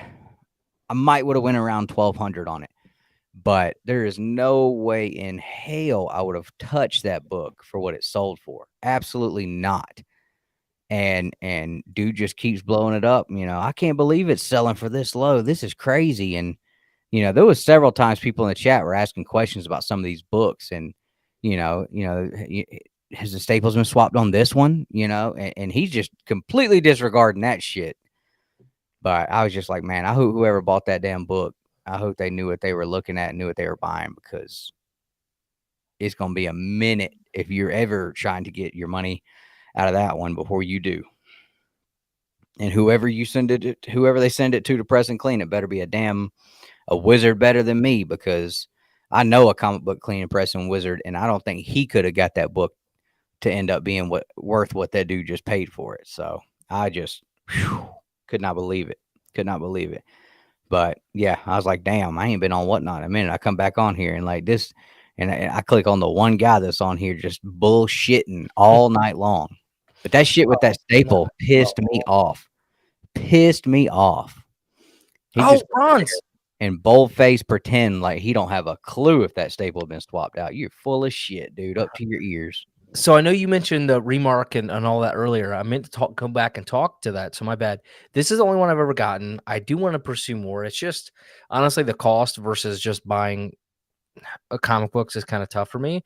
And I did buy a remark from Sam De La Rosa on the comic book. Dustin, I don't know if you still have that near you. You can flip it up or show it if you have it, but that one's technically mine. I'm just waiting on the Gator Guard. I think that's pretty cool. I mean, Sam, Lethal Protector was a great run. But yeah. What's up, Russell?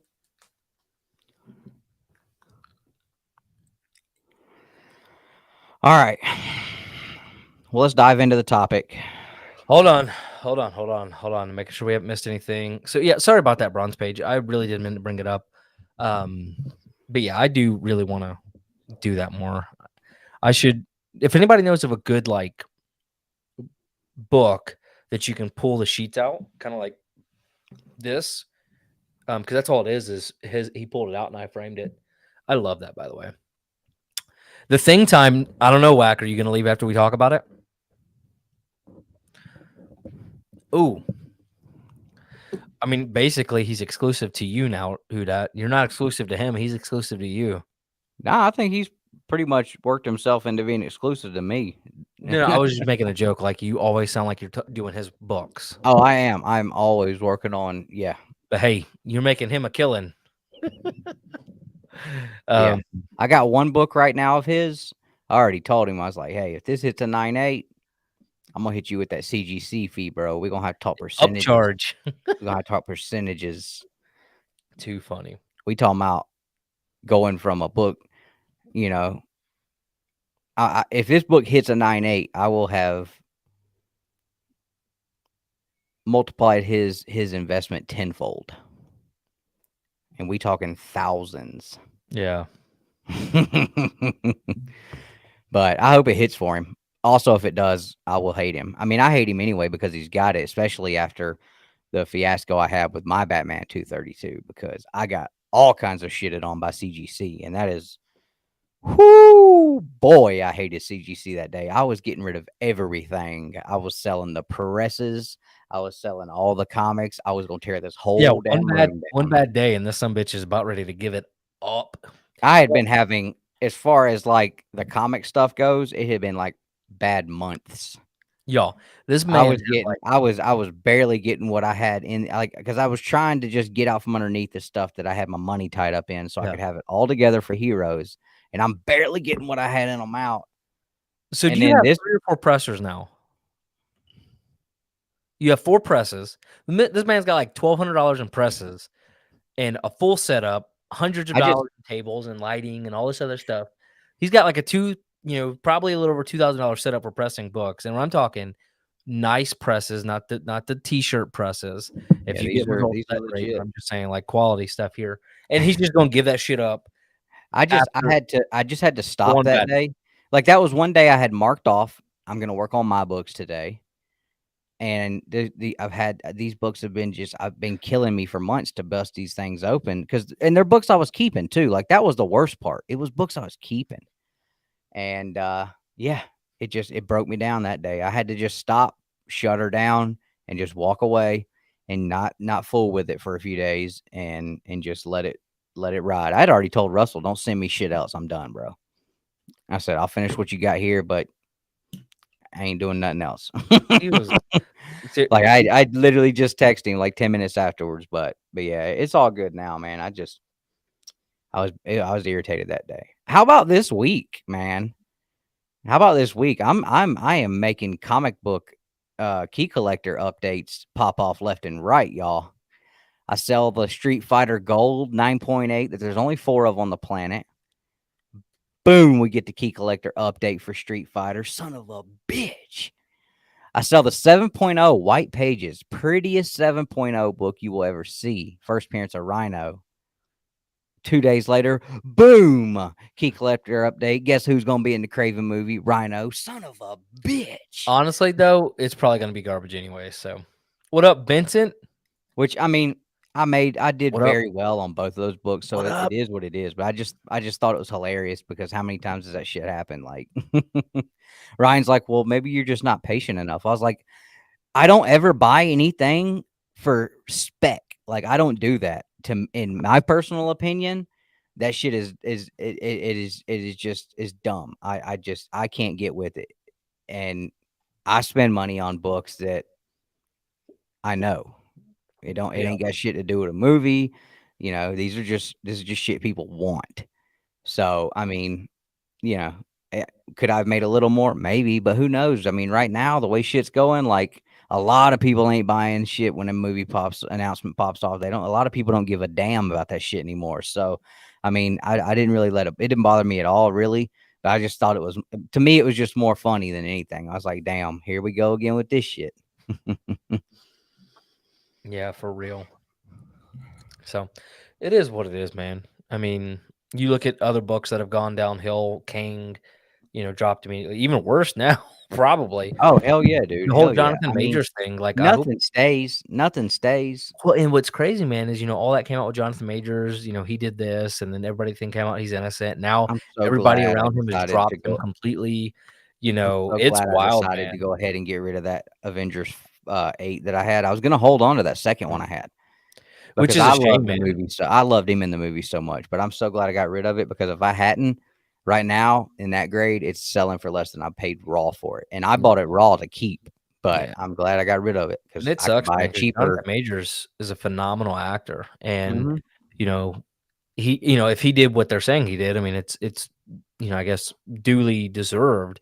But then you have like Ezra Miller running around choking women and stealing shit and grooming children, and hell, he's getting everything handed to. Yeah, that doesn't sit right with me. But again, like I don't like doing the whataboutism either. But if he did something bad, great, he gets what he deserves. Um, I guess for me, it's more so just Ezra.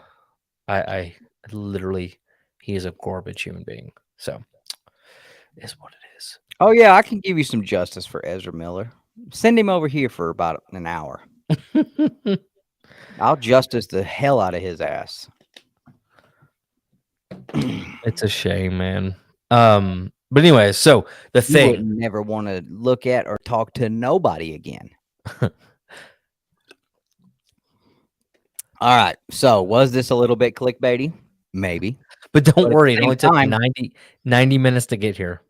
But at the same time, this is gonna spark a conversation that I think is to me, this was more about the conversation of why would this not even surprise us at this point for Marvel to pull some Yeah. dumbass shit like this? Yeah. So for sure. I mean, And to just state it, like, I love Mila Kunis. me too. I love Ashton Kutcher. They are probably two of the only people in Hollywood who have not absolutely lost their fucking minds and are not absolutely just idiots and completely insane. Okay. So I would just like to state that right off the bat. This is not about hating Mila Kunis or like, not at all. But it's just about the fact that when I initially got sent this by Ryan, I didn't even immediately go check it because I just assumed like, yep, there Marvel goes again doing dumb shit just to do dumb shit because they just do dumb shit. Yeah. You Yeah. know? So, and I get it. People are like, oh, the she thing, stuff like that, whatever. Look, Vince, God dang it. what now? Vincent. Anywho's, not a topic we're getting into tonight. But yeah, so again, this kind of came out and good. They should be looking for a Jewish actor, and it should be a male, and should be somebody with big, beautiful blue eyes, and preferably bald, and preferably orange, and preferably made out of rocks. You know what I mean? No, I'm just kidding. But yeah, but the few things, right? It should be a male with blue eyes who's Jewish. I think that would be excellent. But He honestly, better have a real and he's got to have that kind of rough voice too. to be honest with you, dude, I went back and watched the first one. I don't know if you remember the first Fantastic Four from like 2000. I thought he was perfect. Really good. Can't beat it. Who is the thing in? Oh, is that British guy was the thing in the reboot? With Michael B. Jordan. Yeah, I didn't really like that one very much. No, he You wasn't. know who I think would be good? You ever watch Breaking Bad? Yeah, So, the cop brother-in-law.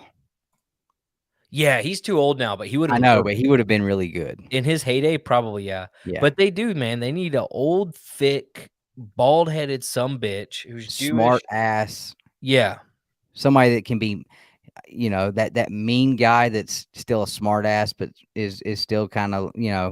kind-hearted deep down. But for the most part, he's just a smart ass and just kind of, like, and all he wants in his life is to be loved. yeah. That's all this man wants. I'm 250. By the way, remind me to show you this Doctor Doom cover. It is phenomenal, and I don't know if you've ever paid much attention to it. It's one of my top 5 favorite comic book covers I've ever seen. So remind me to show you this. But I'm like well over halfway through the first volume at this point now, and all this man wants is to be loved. Oh shit, Vin Diesel, because no one messes with his family. Oh my god. Oh man. Honestly, I don't know if I don't think he even knows if he's Jewish because I don't know if he even really knows much about his real mom and dad. But he wouldn't have not been a terrible one, I don't think, to be honest with you. It's hard to see him anything past Dominic though at this point because that's all he's been for 23 years now. Yeah, I still remember watching that movie with you in that old Paulding Theater by Tequila. I think that might have been the first movie I ever saw in theater, and it was with you. Was it with Wilbert? You and Wilbert? No, that Or came out William? way before we met him. Was it? I don't remember who it was. I know I took a girl there one time to watch it. So, But yeah, but anyway, so yeah, I mean, obviously, this whole thing was put out by TMZ as just a clickbait thing. So, yes, we kind of used the same, we kind of put it out the same way they did, but at the same time, it's just a conversation of like, here you have DC, which even though it's ridiculous that they're still allowing Ezra Miller to be a part of it instead of just recasting his dumbass. Regardless of that, the Flash looks great. It looks like it's going to be awesome. They're bringing in cool ass Batman characters. They're not, their focus is how do we put shit in these theaters that is going to bring people in and get excited about it. Yeah. Not how do we put people in these movies that is going to get people on social media to give us pats on the back. Yeah.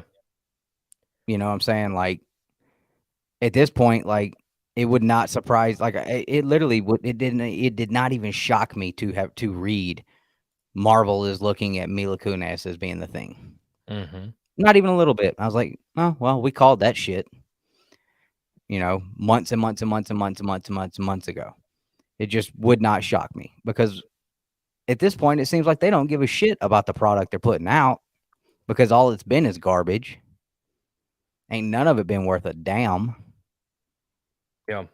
So, Yeah, well, and I told you this. No, it might have been this time last year when we were talking about Submariner and the rumors. I was like, Submariner is such a character. I think they're gonna basically come in and redo and make him something completely absurd and different from the comic books. And I was pretty much right. They didn't go as far as I thought they would with some things. but he still ended up being pretty cool. I was about to say he ended up being pretty cool. They stayed true to a lot of things, whilst other things they changed around. But here's the problem. But here's the problem. Yeah. You do one cool thing, and then what now? What are you going to do with him? Yeah. There's no we've not seen him since. We've not seen an end scene that shows anything going on with him. There's not been any talks about what's going to happen next with him. Like nothing. But Nothing. what I was going to say with this is, and what I'm calling is the Fantastic Four, while it is one of, if not the most beloved comic book set of characters, I would say, outside of maybe Spider-Man, Superman, Batman, like the main three, you know what I mean? But like some people, like these guys are royalty, right? But I think that it's already been done by Fox and beaten the dead horse of the cosmic origin, and they've done three different iterations of them already. I think they're going to try to do something unique and different, and by doing so, they're basically going to screw themselves. But because if they stay true to origins, then people are going to be like, oh, we already saw this in the Fox movies. If they bypass a lot of it, that's going to be crappy. I think if they would just, I don't know. I think they're not in a lose-lose situation, but I hope they stay true. I hope they cast them, because with the reboot with Michael B. Jordan, I went back and rewatched it, and there was a lot of things that at the time I was like, oh, that's pretty neat. People were just being kind of shitty with complaining about it. Now I'm like, oh, this is garbage for a lot of different reasons. And Michael B. Jordan is still my favorite part of the whole movie. I thought he was an excellent Johnny Storm. But like the way the relationships changed, a lot of that was an issue for me because they are a family. But I don't know, like if they just were to take the essence of like the John Byrne run and just make them a fun loving whilst relatable family where they're constantly hating on each other and frustrated. That's the thing. Like, this shit ain't hard. No, it's really, really not. But they're going to try to do something unique. You've got change. You got 50, 60 years of this shit laid out for you already. Yeah, it's not hard, bro. Yeah. Oh yeah. I mean, there's and there's always they're not making this movie for comic book people, they're making it for everybody. Okay. Well, guess what? Those everybody's, they ain't got no idea what happened in the last 50 or 60 years. So show them. Yeah. Show them. Because obviously it worked. It worked on paper because we're still sitting here talking about it. Yep. You put that shit on a screen and you bring it to life. Come on, man. If we get as excited as we do from seeing splash pages of Jack Kirby's artwork from the 1960s, imagine when they take that and they do a great job of putting that on a humongous screen and bring it to life, what it would tell, what everyone would think about it. So now you're grabbing the folks that don't know about the comic book stuff, and then people like us, oh, we're flipping our shit, Yeah. you know? Like, I'll be honest with you guys, I'm so not interested in anything with the MCU right now, but I'm so jaded towards it because they've not done anything since Endgame that, like, Shang-Chi was fun, Eternals was fun, there were a Again, lot of changes. Shang-Chi was pretty cool, man. Ain't heard nothing, seen Yeah. nothing, ain't There's been no hype. mentioned, not nothing. Yeah. So, like, those 2 movies were fun, but, like, I don't know, man. Disney hasn't hit a home run with Marvel, and I honestly, like, if they keep down this path, Feige might need to go. Yeah. And I know people are gonna not like that, but geez, Well, and it's like whenever they first started everything, man, like you would see different characters cameo and showing up and yeah, all the like everything, if you're gonna do this connected universe, then connect the ship. yeah. Don't show us Shang-Chi and then we're supposed to just remember what all happened 10 years, 6 years down. How many years has it been since he's been in? What was it, 2 years ago? 2 years, I think now. So 2 years, and Yeah. there's not been anything, nothing. He's not shown up anywhere, not an end credit, not nothing. Yeah. So we're supposed so next year or the year after that, whenever he does pop up again, like why would we give a shit? That was 2 years ago. That's old That's a good news. point. I haven't even thought about it that way, but you're right, like, it does not feel the same. I mean, and no, and before the comment hits the chat, because we always get it on the comments of picture, anything we post, like not expecting everything to be in game, not expecting that. But you know what? It just feels like it's lost something. Give me a Cap 1, give me an Iron Man 1, give me a Black Panther #1. We can look at some of the movies that started for different characters and started in the beginning. We're talking about we have to rebuild from the beginning. Well, when they rebuilt from the beginning, that shit was hot right out the gate immediately. Josh, It's I just not appreciate there anymore. Yeah. Josh, I appreciate this comment because I wanna love that Michael B. Jordan version, but now that I've read the comics, I'm like, "Oh, I kinda hate it." Like, how many times have I had this conversation with you guys, Josh, Alan, you, where it's like, "Man, I read the comic books and then it ruins the movies I loved, like The Hobbit, top probably my favorite movie ever. I read the freaking book, read the Lord of the Rings books. I'm like, damn it, like they're not as great now because I know things. But this actually excites me. I haven't read the Fantastic Four Ultimate Fantastic Four. I read Ultimate Spider-Man. So maybe I'll do that and I can love the movie again. Iron Man 1, it's a great book. Mine's somewhere at CGC along with many other You books. need to hit him up and have him check the status of those. Josh asked him the other day about it. Maybe economy tier, which is what those should have been in, is down to 45 days now without fast track. And they should be back now. Your magazine should not have gotten back before those did. Yeah. It's been over a year now. Especially considering you're going to get to have them for like 2 days and then they're going right back. Josh, that is true. This is true. Well, and I understand that from in the context of, why we're maybe not seeing these characters pop up, but that doesn't cover the excuse of why most of this shit's been so terrible though. And I'm not just like jumping on Josh, but I mean, like, god dang, like at some point that excuse has to stop being you be 40 years down the road. Oh, I'm still broke. Fucking COVID got my ass in 2019, son of a bitch. Like, we got to get over that shit at some point and stop using that I don't even excuse. think COVID caused a lot of people broke. The last 6 months is causing a lot of people to get broke though. Yeah. But I get so heated when we start talking about this shit. It's because you love it.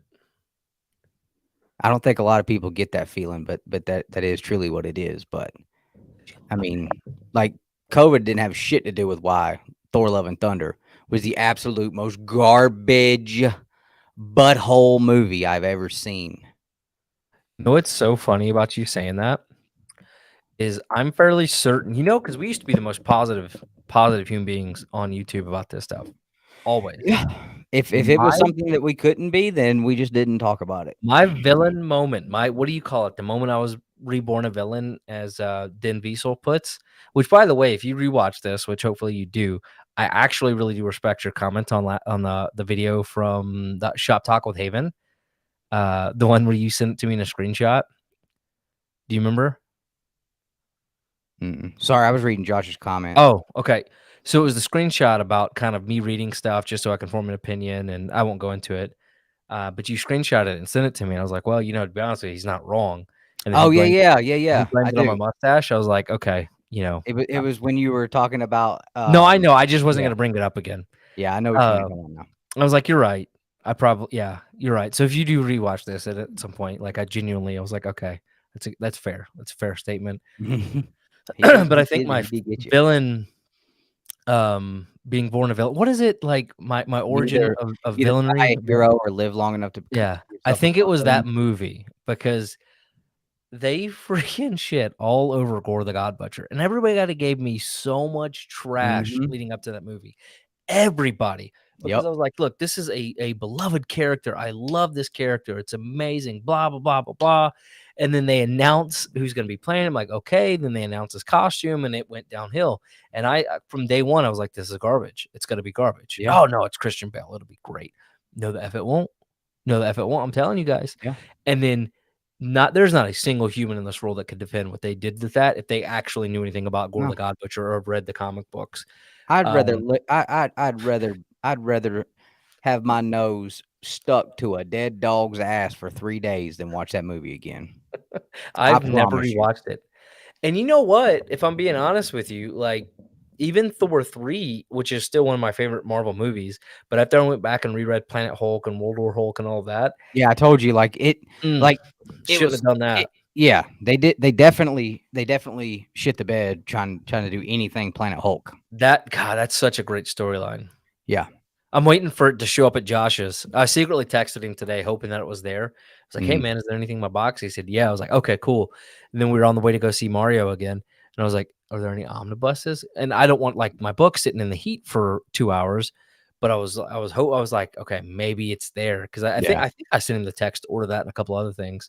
So, but yeah, man, so I got to stop reading stuff about movies I love, because it ruins them. And I don't know. We catch a lot of shit because we'll watch a trailer or we'll hear about, or like we're talking about Fantastic Four right now, like pretty much expecting it, to be garbage, and it's like, and I hope it isn't. And then we catch the comments of like, let's watch it first before we make the decision. It's like, and the little reels where the guys like when a customer comes in and says, I'll go somewhere else, and then that music starts and it's like ding, and he's like, we'll go somewhere else. Do you think I care? No. It makes me want to, when people say let's let the movie come out and see what it makes me want to go, oh yeah, is that what you said when Sony put out that Venom trailer? Is that what you said? Huh? Is that what you said when DC started talking about that movie they were going to do? Is that what you said? No. You know why? Because you're a fucking Marvel homer and you can't stand for somebody to be saying anything about Marvel not doing a good job about what they're doing right now. And if it wasn't for Marvel movies, man, neither one of us would be track records. Books. At some point, track records start speaking for themselves. It don't matter if you're betting on a sports game. Yeah. If you bet on a sports game, what are you betting on? What is your bet based on? Previous performance. Well, to be honest with you, I don't think coming from. So that's where everything I'm saying about this, that's where everything we are talking about with Marvel is based on previous performance. Well, and to be honest with you, man, like, we've not been wrong about anything except for one thing so far. You know what the one thing we've been wrong about was? Just the She-Hulk. Batman. Huh? Oh, I was going to say the Batman because I was talking Marvel specifically. So hard. Oh, okay. Yeah, She-Hulk. We were both so excited, and were like no negativity towards She-Hulk at all, and it came out, and you're like, what Yep. in the world? Logan, no, it's been 100% confirmed. Adam Driver is Reed Richards. No, I'm just kidding, dude. I have no clue, to be honest with you, man. Yeah, I'm definitely in for Transformers for sure. Even the fact that it's really going to be Transformers. Logan or Dustin, what do you think about this? Adam Driver. I don't even know who Reed he is. Richards. I don't know who he is. I don't keep up with who actors and shit like that are, man. Hold on. I don't know who any of these people are. They don't know who I am, so I don't need to know who they are. You know what I'm saying? If I died tomorrow, they wouldn't give a damn. So later, Jerry Springer. I'm gonna show this. Hold on. But yeah, I'm definitely down for the Transformers movie because I used to love watching the Beast Wars Transformers cartoon show. Here we go.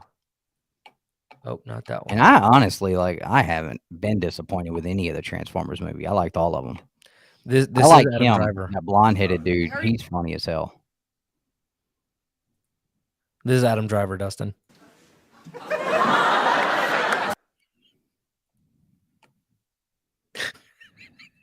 I gotta be careful because they will get us quickly.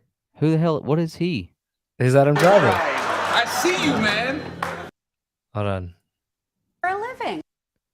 Is there anything you can show me that I would actually recognize him Patient as? is of much import. For 82 years. Hold on. He does some weird stuff down here. Wait for it. Never hardened, but my spirit did. The visual aid, which will illuminate the... He basically like kills this pigeon or something. I forget. But he's also Kylo Ren. Oh, get the hell out of here. Bring that sorry sack of ass in there as Reed Richards. I'll be damned. Hell no. I'm sure Logan is laughing his ass off right now. Every time somehow these two videos get played over there like all the time. High above the earth. Hell no. Ain't no way in hell. You don't like Kylo Ren? He was the the best baby in a cloak? Oh my god! Well, that new movie he was in, something. Oh my god! No, it's the alien dinosaur movie. All he does is like breathe really heavily. But I am in 100% agreement with Logan. Now that he says this, he would be a freaking awesome Doctor Doom. As long as I guess if he's not crying the whole time. Yeah, as long as he's not crying. Although Doctor Doom is kind of whiny at some points in the comic books. But yeah, I feel like you gotta have like a manly dude to play Doom. Well, he needs to be manly, but you can't also have no sissy ass dude playing Doom. You got to have like a manly nerd because remember, Dr. Victor Von Doom is a brilliant, scientist too. Yeah, I know, but like I like the guy that played him in the first one. I thought that was good. I thought that was good. Him. He was smart. He was rich, yeah. But he was a whole ass man out there too. Like you ain't got to be, some little dweeby dorky looking dude like that guy right there, Adam Driver. To be smart and rich, Yeah. No, Adam Driver is actually a really good actor outside of Star Wars because he's like, he honestly is very convincing. Like, so if there's emotional scenes and stuff where it's like anger, there's one movie he does with Scarlett Johansson, and I forget exactly what maybe Vincent can answer it. Yeah. Look, Josh, either be on the team or don't be on the team.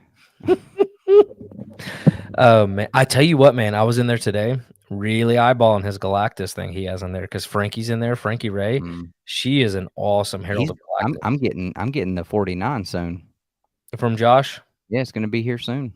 He's bringing it to me. He'll be in Atlanta in a couple weeks. He said. Oh, so you already worked up a deal with him? Yeah, I'm gonna work on it. You're gonna work on it.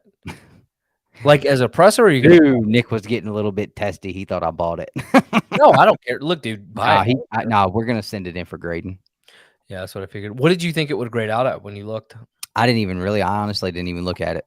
Dude, you're supposed to look at it and then be like, dude, man, I think you should offer him this, and then we could grade it. And you ain't gonna offer that man. No, you have to make no offer on that book, huh? And even if I did tell you like what to lowball him at, that he'd probably still take for you wouldn't offer him that anyway. Probably not, because yeah. You still wouldn't offer what I tell you to. You'd be like, okay, Dustin said to offer this. Let me add 27%. Hold on, I'm trying to find this cover, this Fantastic Four cover. 258, Fantastic Four 258. I have fallen in love with this. And Josh, I don't know if you have this. I meant to look today. You have this at your shop, but it is a beautiful color. Cover, sorry, not color. The color on it's beautiful too. He's not going to let you work on that Dr. Doom notebook, is he? Mm-hmm. He's supposed to bring it and let me look at it, and I'm gonna look up I told him to send me the label so I could look at the notes and see what it said. Told him I'd look at it before we, take it home and crack it, but so this is super cool, man. It's cool as hell. The yellow on it's so awesome. It's a beautiful cover. You can see Doom's reflection, and then you can see it's kind of ripping through. And then this right here is the first page that he's ripping into. That's cool. Yeah, man. So I saw this. I was like, yeah, this is sick. Only $200 for a 9.8. That's I was great. gonna say, I bet it's not very expensive either, being a Bronze Age book. No. Yeah, no, it is. Hell, we could probably catch a raw copy and hit on it. Yeah, for sure. But like I said, I saw it and I was like, this is a book. And I bet you it's even nicer in person, like the yellow. I bet you it is. That'd be a good one for you to just like that could be your book at Heroes to just hunt that bitch down. I raw got copy. 49.50. I got 48, 49.50. Plus 11 and 13. I mean, if you're gonna actually look for those at Heroes, then okay. But I was just saying, here's my dilemma, man. If the NASDAQ recovers, I might have enough stock to be able to just sell my stock, depending on what happens, and pull the trigger on ASM1. You see that one I sent Justin today? That was a pretty nifty price for a 1.8. I didn't. I haven't. It was under 7K for a 1.8. Ooh. Oh, yeah. Then I would have plenty of stock and some left over. I thought that was a pretty slick price. Yeah. So honestly, I mean, if it keeps dropping like that, I mean, I might be able to literally just hit, instead of going to a company paying their prices, we're done. Just hit up freaking what do you call it? Those guys and be like, look, if you have ASM1 that pops up at this price at this grade, let me know. I got cash, or if you guys know anybody. And then I'd have plenty left over to get my 48, 49 or 48, 49, 50, 11 and 13 and just be done with comic book collecting. Basically. I mean, I would like to read so 129, but I swear sometimes I wish that I could just say, you know what, I got it all. I'm done. Well, until I start reading the next thing. It is so taxing on me to just constantly be looking. Yeah. For certain things, and like the eBay notifications for saved searches, and I gotta check them. And well, dude, so I'm also thinking about Frankie Ray's first appearance on comic books. Oh, dude, I had an 8.5 of that I sold for like $65. So last year, have you ever seen like her costume? They don't probably buy you could probably buy the copy. The graded copy I sold Sean for less than $100. He still got it. That's a fantastic cover. I had a newsstand and a direct copy. I mean, she was awesome, dude, and they gave her a great costume, and I mean, I thought Firewalker looked awesome too. Yeah. So, I don't know. I was like, this is really a neat, like one of the first issues I really started to enjoy. Honestly, Byrne is the greatest thing to happen to Fantastic Four. Yeah, I tried. I know, but you got to send them off for grading. But keep in mind, Josh, yours are higher grade than what I'm probably looking for. It's not that I don't want to spend the money with you. It's that I'm like in a 1520 kind of guy, and your books look, significantly on a higher end for those. I'm literally trying to get. What is it? Is it 49 is the expensive one? Yeah, I'm trying to get that for less first appearance is like half the price of Surfers. I know, and I'm like I said, I'm literally trying to get it for under 500. Everybody's like, "Oh, you're never going to do that." I'm like, one just popped up. What was it? A 2025 for 650? I didn't see that. Yeah. I think Ryan sent it to us. I'm like, it's not there yet, but it will be. I would have jumped on that if I was you. It was pretty damn close, but I'm waiting. I'm telling He you. sent you a 9.2. I know that. Yeah, he did. I'm like, you can F right off with that. Oh, it was a 1.8 Okay. for 650. Yeah. So I mean, we're getting there. Yeah. And that got claimed like immediately. Oh yeah. I'm sure it did. Yeah. There's a lot of people. That book looks like, damn it, dude. I wouldn't even buy that. It has pen. Oh, that's why they sold it so cheap. Did you actually look at it? Yeah, it was marked up on the Fantastic Four part, the logo. And above it, there's like a whole division math problem. Oh, I didn't see that part. Once I saw the price, the grade, and that it had ink on the logo, that 3 goes into 100, and they did 3 times and put the 9 under it, drew the line, dropped down the 1, then put 3 goes into 10 again, and they got 33 on the top. I mean, like they did a whole ass division problem on the front of that book. Too funny. That's why that book is so cheap. Plus, the Fantastic Four themselves. If you look at Reed Richards, somebody drew all over his face, all over their costumes. Like that book is eat up with pen. Look at Reed Richards' face. That book is eat up with pen. That's the only reason that was so cheap. That's the only reason that one was so cheap. Yeah. But yeah.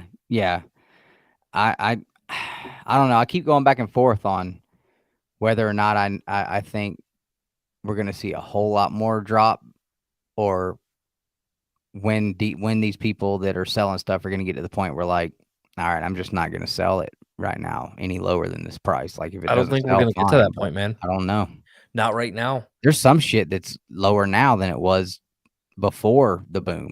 Well, it's what happens, when basically Silicon Valley's crumbling, banks are shutting down, inflation. I think a lot of, and I think there's also a lot of it that has to do with the fact that people have put, and this is something I talk about all the time, when the only value you put into these books is based on these TV shows and movies, when that's the only value you can put on a book, which I think is just so crazy to me, and then everything sucks, then yeah, when that's what we're basing value on, oh well, I can't tell you the amount of times I'll buy something and so is there a movie announcement coming or something? I don't fucking know. I don't care. Like, it's not why I buy this shit. I could give a damn about a movie or a TV show announcement. Yep. I don't know, man. Yeah. I mean, and that's why, like, really over the last year and a half, 2 years, really changing my collection from buying, because when we first started, man, I feel like we've hit all angles of comic book collecting. Oh yeah, we've damn near touched it all. Because we started off, and now I've jumped into some Golden Age shit. So pre-code horror stuff that I'm looking at, Golden Age superheroes. I've jumped into the Golden Age Dell cartoon stuff. Well, I feel like we cycled. Is sitting here on my desk. I don't know why. What is it? Roman Reigns' hand. Oh, but yeah, I just like we started this and we cycled through so quickly. It was impulse buys where I'm bidding you up on stupid stuff just so you can't have it, and getting $800 boxes of dollar bin books, which still honestly is some of the funnest times I've had in comic book collecting. I mean, literally was in the shower on YouTube auctions trying to beat Dustin, or Facebook auctions. Phil absolutely was some of the best times, some of his auctions. And then it was spec buying and, all of that stuff. And then it was, I think I bought into the spec stuff when you were for just a minute. And then I was like, this is dumb as fuck, bro. Like I spent $30 on this book that came out last week and it's already ain't worth a shit. Ain't nobody buying this book now. What the hell did you tell me to buy this for? But then it, and now it's turned into like just literally buying books that I've loved to collect or I've loved to read the characters. And I'm way happier with that. Like, and then Dustin, I don't know where the hell he's at because he's just got this sickness. Dude, I got some Turok, bro. I love those painted dinosaur covers. Come on, man. But I don't even know, like, Dustin, what his collection, like mine's pretty easy. It's a few characters I absolutely Yeah. love, and I I'm- want to I'm- get their appearances, or if it's a storyline or a cover, like. But that's few and far between. Dustin, I don't know what the hell it is. It's just he's sick. Yeah, I am. He just like, sees something. I've got new stuff that I've started picking up. Like I finally have been able to start like seeing pirate comic covers that depict some kind of pirate on it, and Yeah, that's those Buzzard Brothers guys about had your whole life. yeah, man. There's a lot of pirate stuff I've been finding. I found a beautiful Golden Age Wonder Woman where she's fighting Redbeard the pirate on the ship. It's freaking amazing ass comic book cover. There's a Frankenstein Golden Age that is awesome, man. They have a harpoon sticking out of his back. The pirates are throwing harpoons at him, and he's in the ocean from the ship. Funny. So, like, I'm picking that kind of stuff up. Now that Batman Silver Age stuff and some of the Golden Ages in a price range I can afford to, with the comic book prices coming down, coupled with my income going up, I can afford some of this stuff now. So I'm grabbing that while I can. But at the same time, I still do my Mortal Kombat thing. Power Rangers kind of creeps in and out of my life a little bit. I haven't bought a Power Rangers book in a long time, but then out of the blue, yesterday or the day before yesterday, I can't remember which day it was, I see Elite with a 4-pack, a four book sale for $350, all 9/8, and I'm like, Jesus Christ, are you? Yeah, and of course I had to offer them $300. I'm not paying what you're asking. Sorry, even though it was a stupid, crazy deal.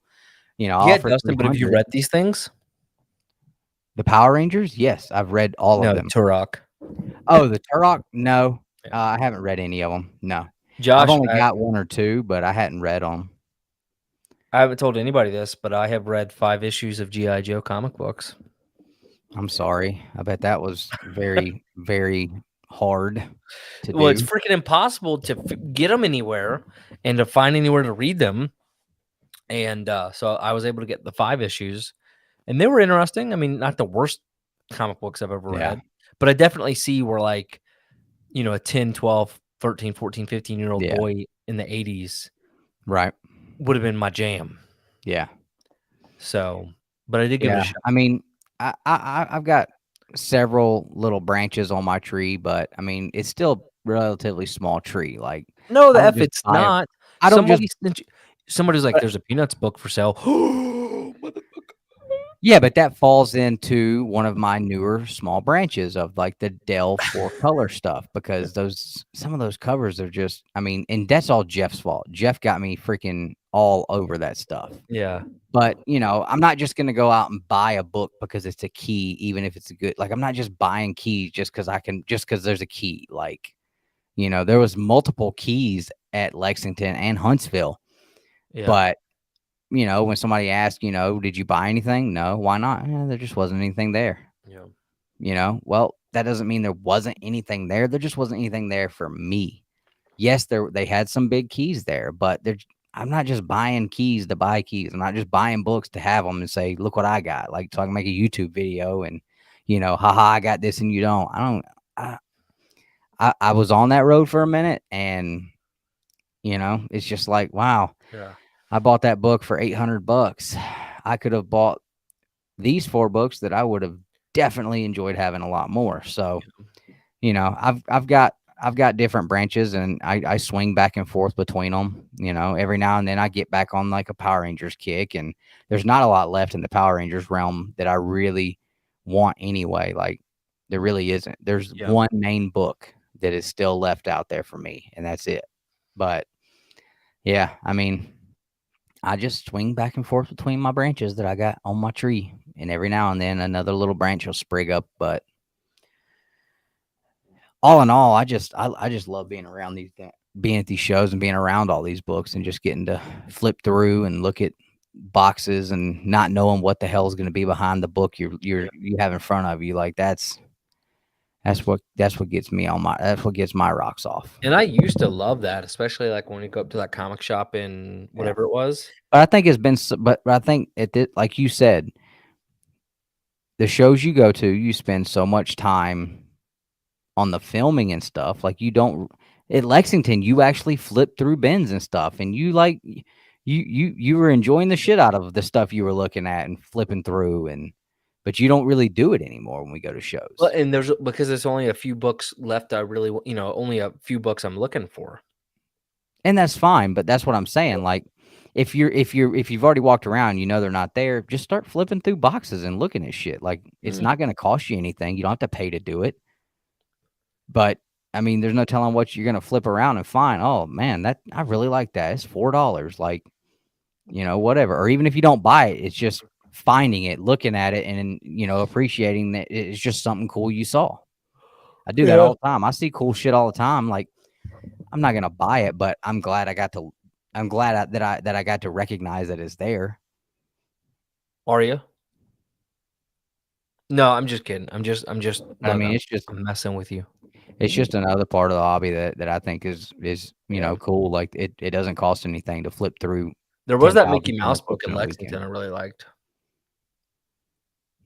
I'm telling you, dude, there's a lot of shit like that in that 4-color realm that is just really, really cool. And it's great art, and it's not expensive. A lot of it is not expensive. There's a lot of cool shit out there that I think a lot of people don't really know about. That 4-color stuff is a very, very, very niche realm of collecting, and a lot of people overlook it. But I mean, there is so much cool shit in there. So much I cool was shit. gonna tell you, speaking of 4-colors and all that stuff, so that guy that you sold your Jetsons to, Yeah. he had it right up at the top on Sunday. Oh, did he? Oh yeah. What do you have By it priced itself, at? right up at the top. Did he have it priced? I didn't ask. We were walking by. Ellie had to go potty. Oh, okay. Yeah. Yeah. I honestly, like, I hated giving that one up, but I had $40 in it, and I'm like, if that seals the deal, like, you're more than welcome to it, because honestly, I'd rather, sneak up on a nicer copy anyway. Plus, that one I had a bad relationship with, so. Yeah. You almost killed a cat over it. Yeah. After the Sometimes cat that almost caused me to get killed over it, so. So yeah, that book was cursed anyway, so Yeah. I needed to get that one out of here. But I do love that book. It's great. Kyle, have a good night, sir. Hey, later, buddy. But yeah, I'm hoping at Heroes, if we don't end up getting the job, maybe being there, we'll do something for you. I don't know. Maybe get you a little comic Blue Chew going.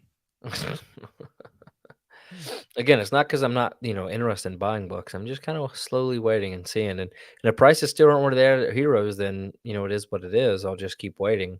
But, it's not like And I see what you're saying. I'm just saying, don't stay so focused on that's the only thing you want to look at that you can't take the time to enjoy the millions of other books that are going to be there. I still enjoy going around looking and wall books and stuff like that. And, honestly, I guess the last few shows, it's been the same kind of dealers, and we kind of already know what they have. Yeah. And that's what we've talked about too. Like, and we'll talk about that more next week, where it really does feel like every show we have been to this year, even though maybe the same dealers aren't there, everybody's got the same books on their wall. Yeah, it's all the same hot books. There were two. I saw two booths at Lexington on opposite sides of the room, and I swear to you, the top row was almost identical. Really? Almost identical. Everybody's just got the same books put up. And it's like, it's like, man, I don't want to keep looking at. That was one thing that bummed me out, is like, I don't want to go to a show and there's only 10 booths there and everybody's got the same shit on their walls. You mean these? Hold on. It's probably just a bunch of junk. Those?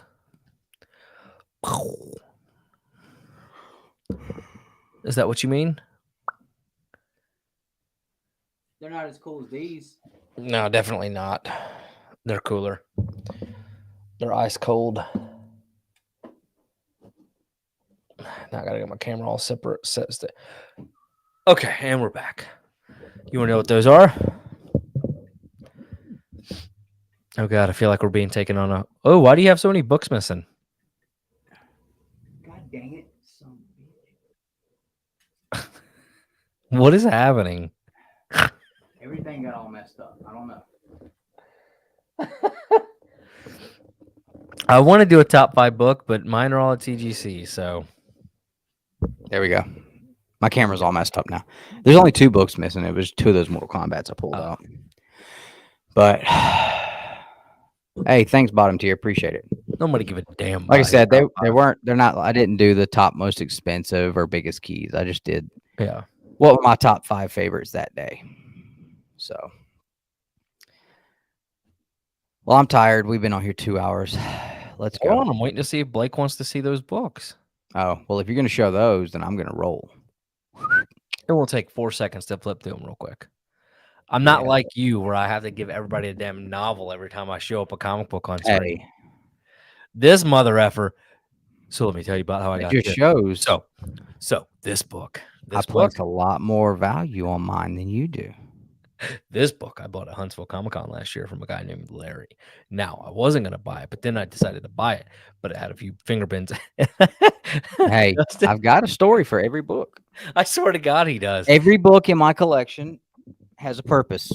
Of This why it's son there. of a this son of a bitch should just write a novel for every. Honestly, you should start doing YouTube shorts if you can fit it into a 60-second window on each one of your slabs. That might actually be bangers because shorts are that's all YouTube wants, and that might be easy for you if you can keep it below Maybe. 60 seconds. Because if y'all ever seen one of his unboxings, even as the guy editing the videos, I'm like, geez.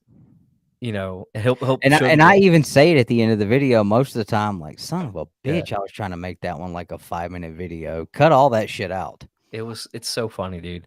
I've never seen somebody be able to give a novel. You should be a writer. You should write for a living. All right, let me grab these.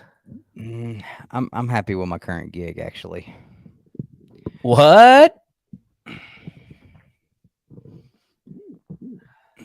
My new job is the shit. It is absolutely wonderful. I know I told a lot of you guys that I was starting a new one. I don't know if I ever let you guys know how it's going. A lot of you have asked. I appreciate that. But yeah, new gig is going fantastic. Much better than I could have even thought. Best decision I have made thus far. Absolutely. Absolutely.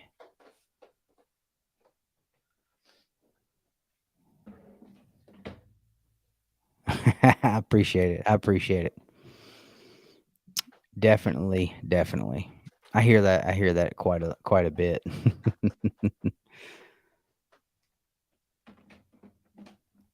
So next week, I said it earlier, we will have a panel here. Nick and I will be here. One of our real good friends, well, he's more mine than Nick's, but a good buddy of mine that pretty much goes to every show I go to. He's going to be coming on with us. He's never done live YouTube at all before. Is he going to come but- to your house? No, I'm going to set him up in front of his statues, man. He's going to be looking good.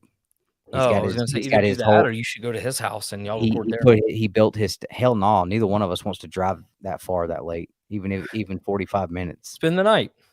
Hell no. I don't like Dude, not being at he home. might give you something. But so he's going to be on. That dude's a wealth of knowledge. So I did that. Somebody sent me an offer for this thing for $60. I'm like, you can take that, go shove it right up your bunghole. Yeah. Pull it back out and then eat it. And if you're watching this, like I'm being a bit facetious, but come on, $60 for this book, get out of here. Fuck out of here. I have it up there for something outrageous, which I know, but Yeah. Still, no way. But I'm going to have, I think, Lawrence, who's been on here with me before, good pal of mine from Mighty Comics and Collectibles. He will be on here. I think Perry is going to come hang out. We're going to try to get, I think John's going to come on. I think Greg's going to come on. I think we may have Jason on here because I know he's shout out been to a few Empire, times. New 2 crew, Mhm. 9-2 crew. Justin Birch will be on with us next week to talk about Comic Cons.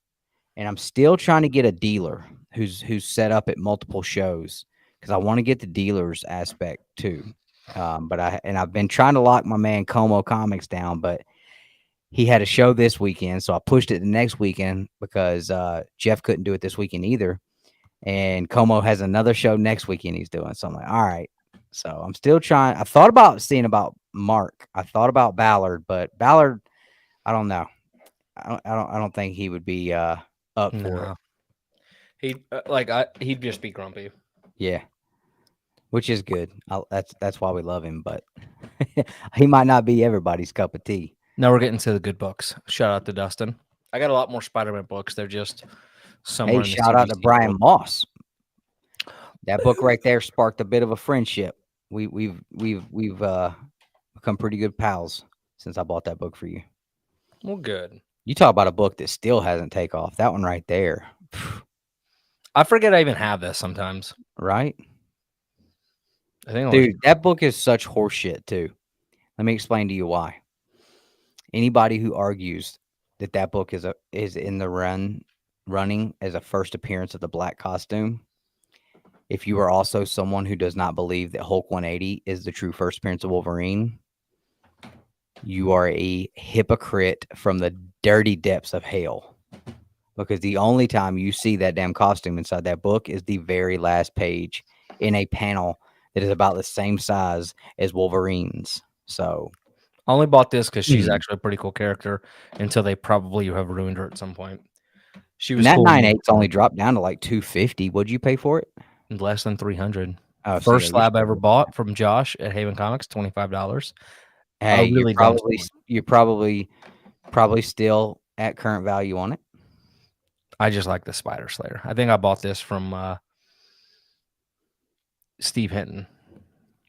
My man Steve, I love the Hintons. Those are some of the most wonderful people we have met. An 8.5 Canto 1. Damn. That's all you got, bro? Is the 8.5? Joshua forced me to take this. 8.5 Canto 1, man. You ain't even in the club, bro. The 8.5. Shit out of here. I'm sitting over here. Remember with they made a 9 movie and about a 9.8. Bloodshot? Yeah. Vin Diesel. You sent all those books in to get graded. None That was of them before hit. we knew what was happening, bro. I know. But I'm saying none of them hit neither. Like that was like neither one of us could grade a book to save our life either, though. Bingo bongo. I was so proud of that book. Bingo bongo. That was a birthday present from me and Josh. Boom.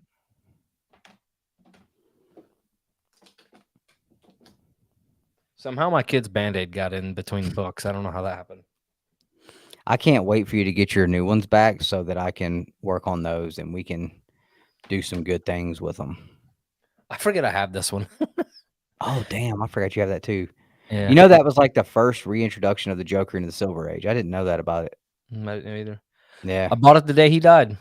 That book's been on my list for a minute, but I want like a 9.0 copy of it, which is actually really affordable. But I also have basically all of the major Spider-Man keys that are of value outside. Yeah, of the I had a 129 and I sold it earlier, or actually late last year, before the prices kept dropping because it had a torn cover. Beautiful book, just torn. Not cover. just a torn, had a chunk. Yeah, it was bad, and it was the Mark Jewelers insert, and then like Yeah. it ended up on the hot list and key collector bullshit. Like, oh, Yeah. this book jumped It up was a 40%. total bullshit sale. Mother effers, it lost $200 on the sale.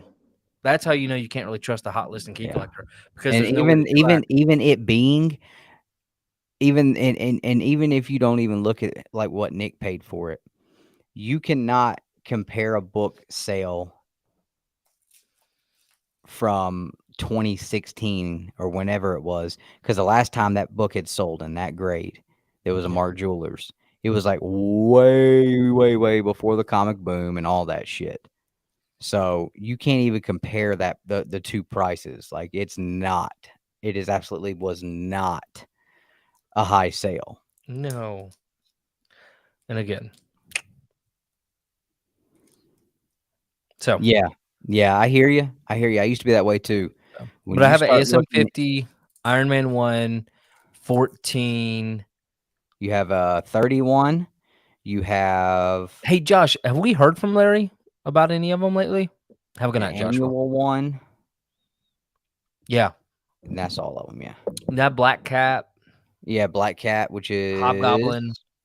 What was Black Cat? 251? No, it wasn't 200s. 192? 194. Yeah. It was 194. See, got I one. work on so many of these books. Like I pick up the numbers on the damn Spider-Man books now, and I don't even mess with Spider-Man. Yeah, 6.0 to 9.0. Yeah, for sure.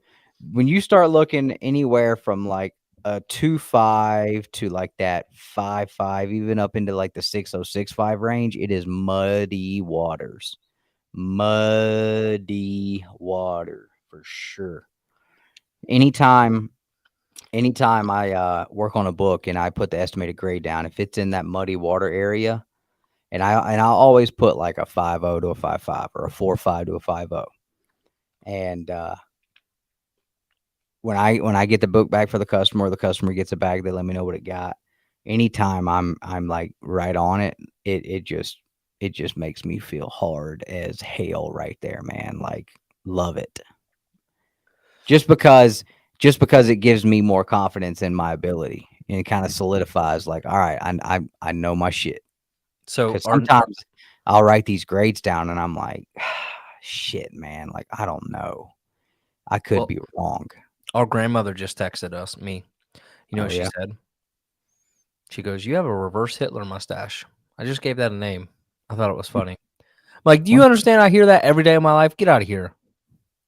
Like, you're supposed to be our Nana. Don't be mean to me. I had a customer message me this week. I was so proud of it. He had a 3.5 first appearance of M'Baku. I cracked it open, Baku. and when I checked my notes, I had it wrote down as a 5.5 to a 6.0. He sent it in for a sign. It came back from CGC. Bam, 5.5. I took the 3.5 to a 5.5. I was so proud of that. And I was like, and again, right there in that muddy water area, and I was able to be right there in the range that I called it in. I was pumped about it, because usually like the lower grade is what I think it's going to hit, and the half a point higher is me like, well, because I try to be really tough on them. That way, if you get a tough grader, I'm going to be pretty close. And if you get somebody that's really giving, then you might be able to get this, or you might get lucky like Russell. And even though I thought it was a 7.5, you get the 9.0. I don't know. But yeah, I definitely enjoy seeing what these grades come back when I'm calling them. And I'm usually really, really good with customer books. Now, when I send my shit in, I don't know what the deal is, but I am almost always wrong.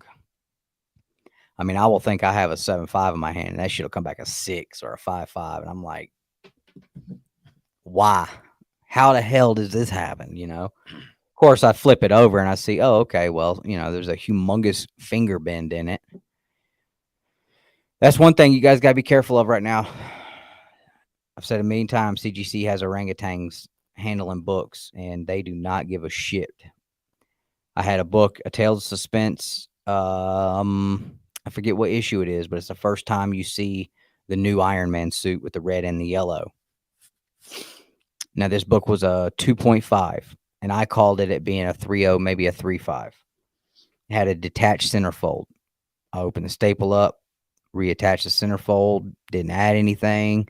I just put the flat right back under it, and it was good to go. I take pictures before I work on them. I take pictures after I work on them. They are time stamped and date stamped, because that's what your phone does. I get the book back from CGC. Well, now it has a detached cover. That wasn't even a problem before I cracked it out. I go back and look at my pictures, which I already knew. Sure as shit. Staple holding on tight. No problemo. No problems. They don't give a damn. We got credited for one free grading. Like, yeah. Oh, okay. Sweet. Thanks. Killed the grade on my book, but you're going to credit me a $30 grade, and that makes it better. And all they'll say to you is, well, you click an acknowledgement that says that, you understand that your book could incur some damage while being handled and graded. I'm like, oh, okay. Or you could just, I don't know, give a shit, tell the people opening boxes and stuff to act like they care. I mean, they're hiring people that know absolutely nothing about comic books. They're having them sit with a grader for like 2 weeks, and then they're on their own grading the shit out of books. I mean, it's an absolute shit show what's going on up there.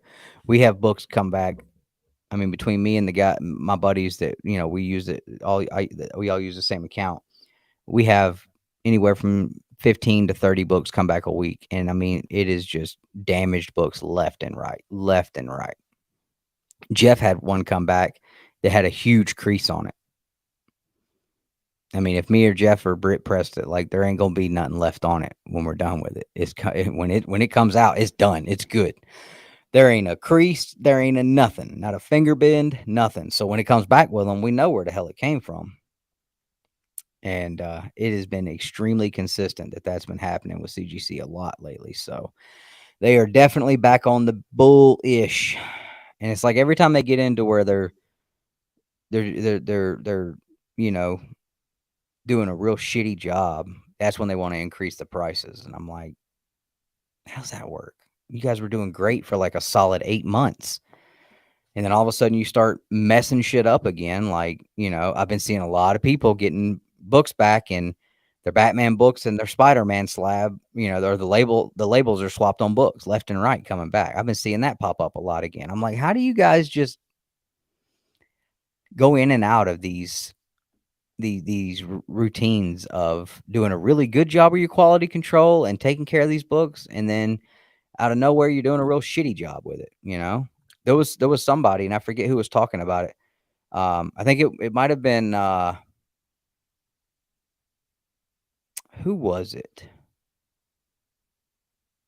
Oh, actually, I can't even think of his name right now. But I haven't seen a video come out from him in a long time. Journo. I was watching Journo. Guy sends in a Golden Age book that was graded at like a 9.0. And I forget what it was. Very expensive though. He sends it in for a reholder. Well, they decide, we don't think this is a 9.0. We're going to crack it out and regrade it. We're going to charge you to get it regraded. And then we'll send it back to you. Or we can just send it back to you in the old shit slab. So he's like, okay, fine. They said, well, we would recommend having it pressed and cleaned by CCS in order to, get the book as close to the 9.0 that you sent in. So they talk him into paying for pressing and cleaning. Okay. Then he gets another email. Hey, crazy shit, right? Like, you're going to laugh your ass off. This is just wild. CCS totally fucked your book up and just ripped the cover off. Like, it's crazy, right? How the hell does that happen? We don't know. But here's the thing. You still got to pay for everything, okay? We can either send it back to you raw as is, or we can grade it, and it's going to drop by like 4 grade points, and then we can send it back to you. And you still have to pay for it. Huh? Who did that? CGC did this. He sent it in for a reholder, and he gets back a book with a ripped off cover, 4 grades lower than he sent it in. He had to pay for grading. He had to pay for shipping. He had to pay for pressing and cleaning, all that. So, And who is this? I forget who. I don't know who it was that sent the book in, but I guess they had contacted Journo with the story, and he did a video on it. And this has been like probably over a month ago that I saw this, but I was absolutely just blown away. I'm like, could you guys have like dicked this guy any harder? I mean, what in the hell? How does that much crap have happened to one? I was just sitting there thinking, like, that would have been me if it was going to be anybody. Like, I can't believe there's a sorry bastard out there that has hardship, bad luck as bad as I do, because like you literally could not have a worse experience. What up, Dan? And that many shitty things happen at one time. Dang, I just let go of a 6.5 White Pages 31. I was trying to sell it for like 3 months. I had it marked down to $700 and didn't even get a freaking, not even a sniff. What grade in a 31? He said a 4.0. What up, Perry? All right, so this is where Perry it's can kinda come hard. hang out with us next weekend on the panel. This is where it's hard, Blake, because if you look, it's selling anywhere from 320 to 400. Oh, at one point it was 264. And again, maybe it had a rip cover, lots of writing, like it varies, right? But somewhere in that $300 mark is probably, mid 30s.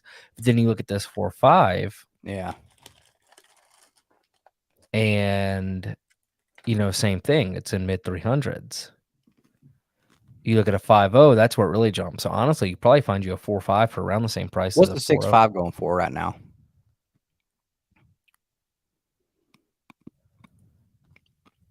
720. Let's see. Okay, yeah. But see, 90% of all the 6.5s that I was able to find when I had mine, they all had way lower page quality than I did. I had white pages, and I had it at 700 shipped, and I mean, still wasn't getting a sniff. I thought that was insane. Yeah.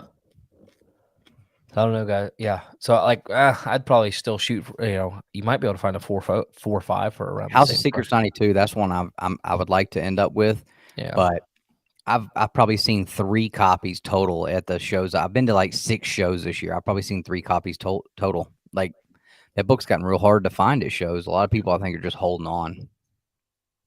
I think a lot of people are just holding on to it. Yep. I want a raw copy.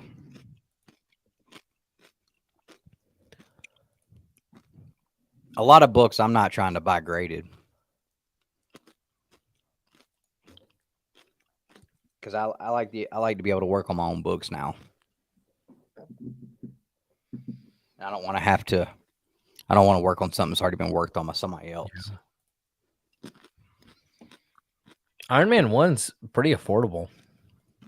It's still kind of expensive though, I don't know why considering you can't look up the number. No.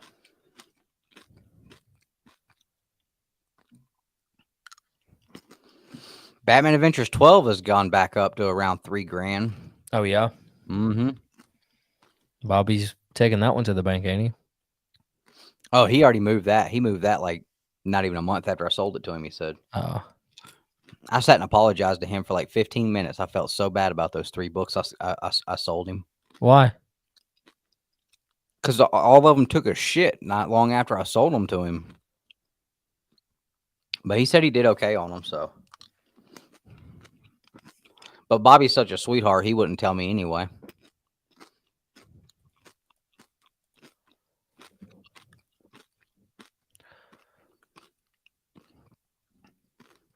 Oh dang, yeah, it is still decently.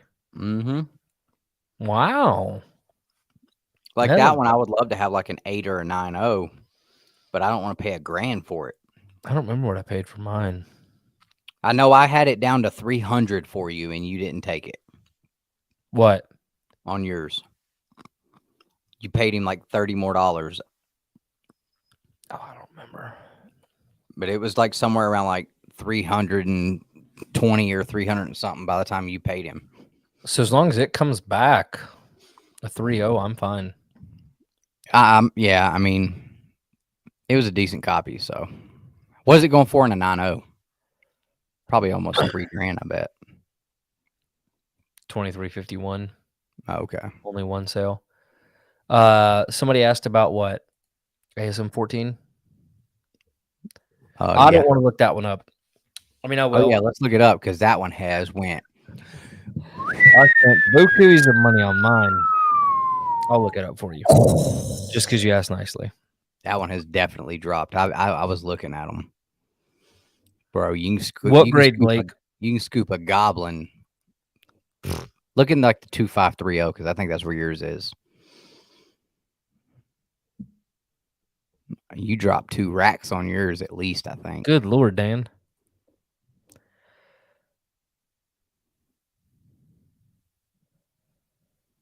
Yeah, he said Hey. 2.0. Oh, 2.0. That's under. You're starting to look at like around $1,000 or under in a 2.0. Yeah, 1250. Oh, dude, you're so screwed. But You know what? If it comes back like a 3.0 to a 3.5, I'll be happy. Honestly, it may never. I don't come. remember what you paid for it, but I think it was close to $2,000. Yeah, I wasn't far off, but he gave me 10% off everything, which ended up being several $100s. So Yeah. And your the ASM Manual 1 took a big shit I'm too. not looking that one up. I refuse. Oh, I could just tell you because I had a nice ass copy. Yeah, I'm good. But you know what? I bought them because I love them, not because I want to. That's it. As long as you're holding on to them, it don't matter. I mean, we can say that, but it does. Like we still think like it's still nice to know that you didn't pay more than something's worth. Even if you're keeping it.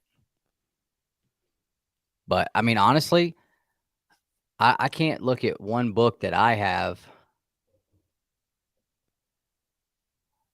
I can't think of one book that I have that I paid more for it than it's still currently worth, even right now. Yeah. Like I'm still okay on everything I purchased because when everything was sky high, I didn't buy anything. Mm-hmm. I just didn't. And the couple books I did buy, I bought at pre-blow up prices. So, all right. Well, I'm glad y'all got to see me tonight. I got a headache and I'm tired and I ain't doing shit tomorrow. So I got a long week this week. Yeah, I spent all day, once we got back working on her library. Tomorrow I start sanding, painting, and assembly. Yeah, I don't plan to get off the couch except to swap books out on the press. I got a long, busy week this week. I got executives coming in at the end of the week. I got to schmooze and tired. I get no sleep anymore. About 5 hours a night is what I'm getting on a good day. Yep. So, all right, fellows, guys, we appreciate y'all. I hope you had a great night. It was enjoyable. I wish Dustin get his camera straight so he doesn't look so goofy, but it's all right. It's the end of the show. Nobody's watching. Bye. I was just gonna say I could make him sit here in the quiet. See y'all. I'm staying. I'm never gonna leave it.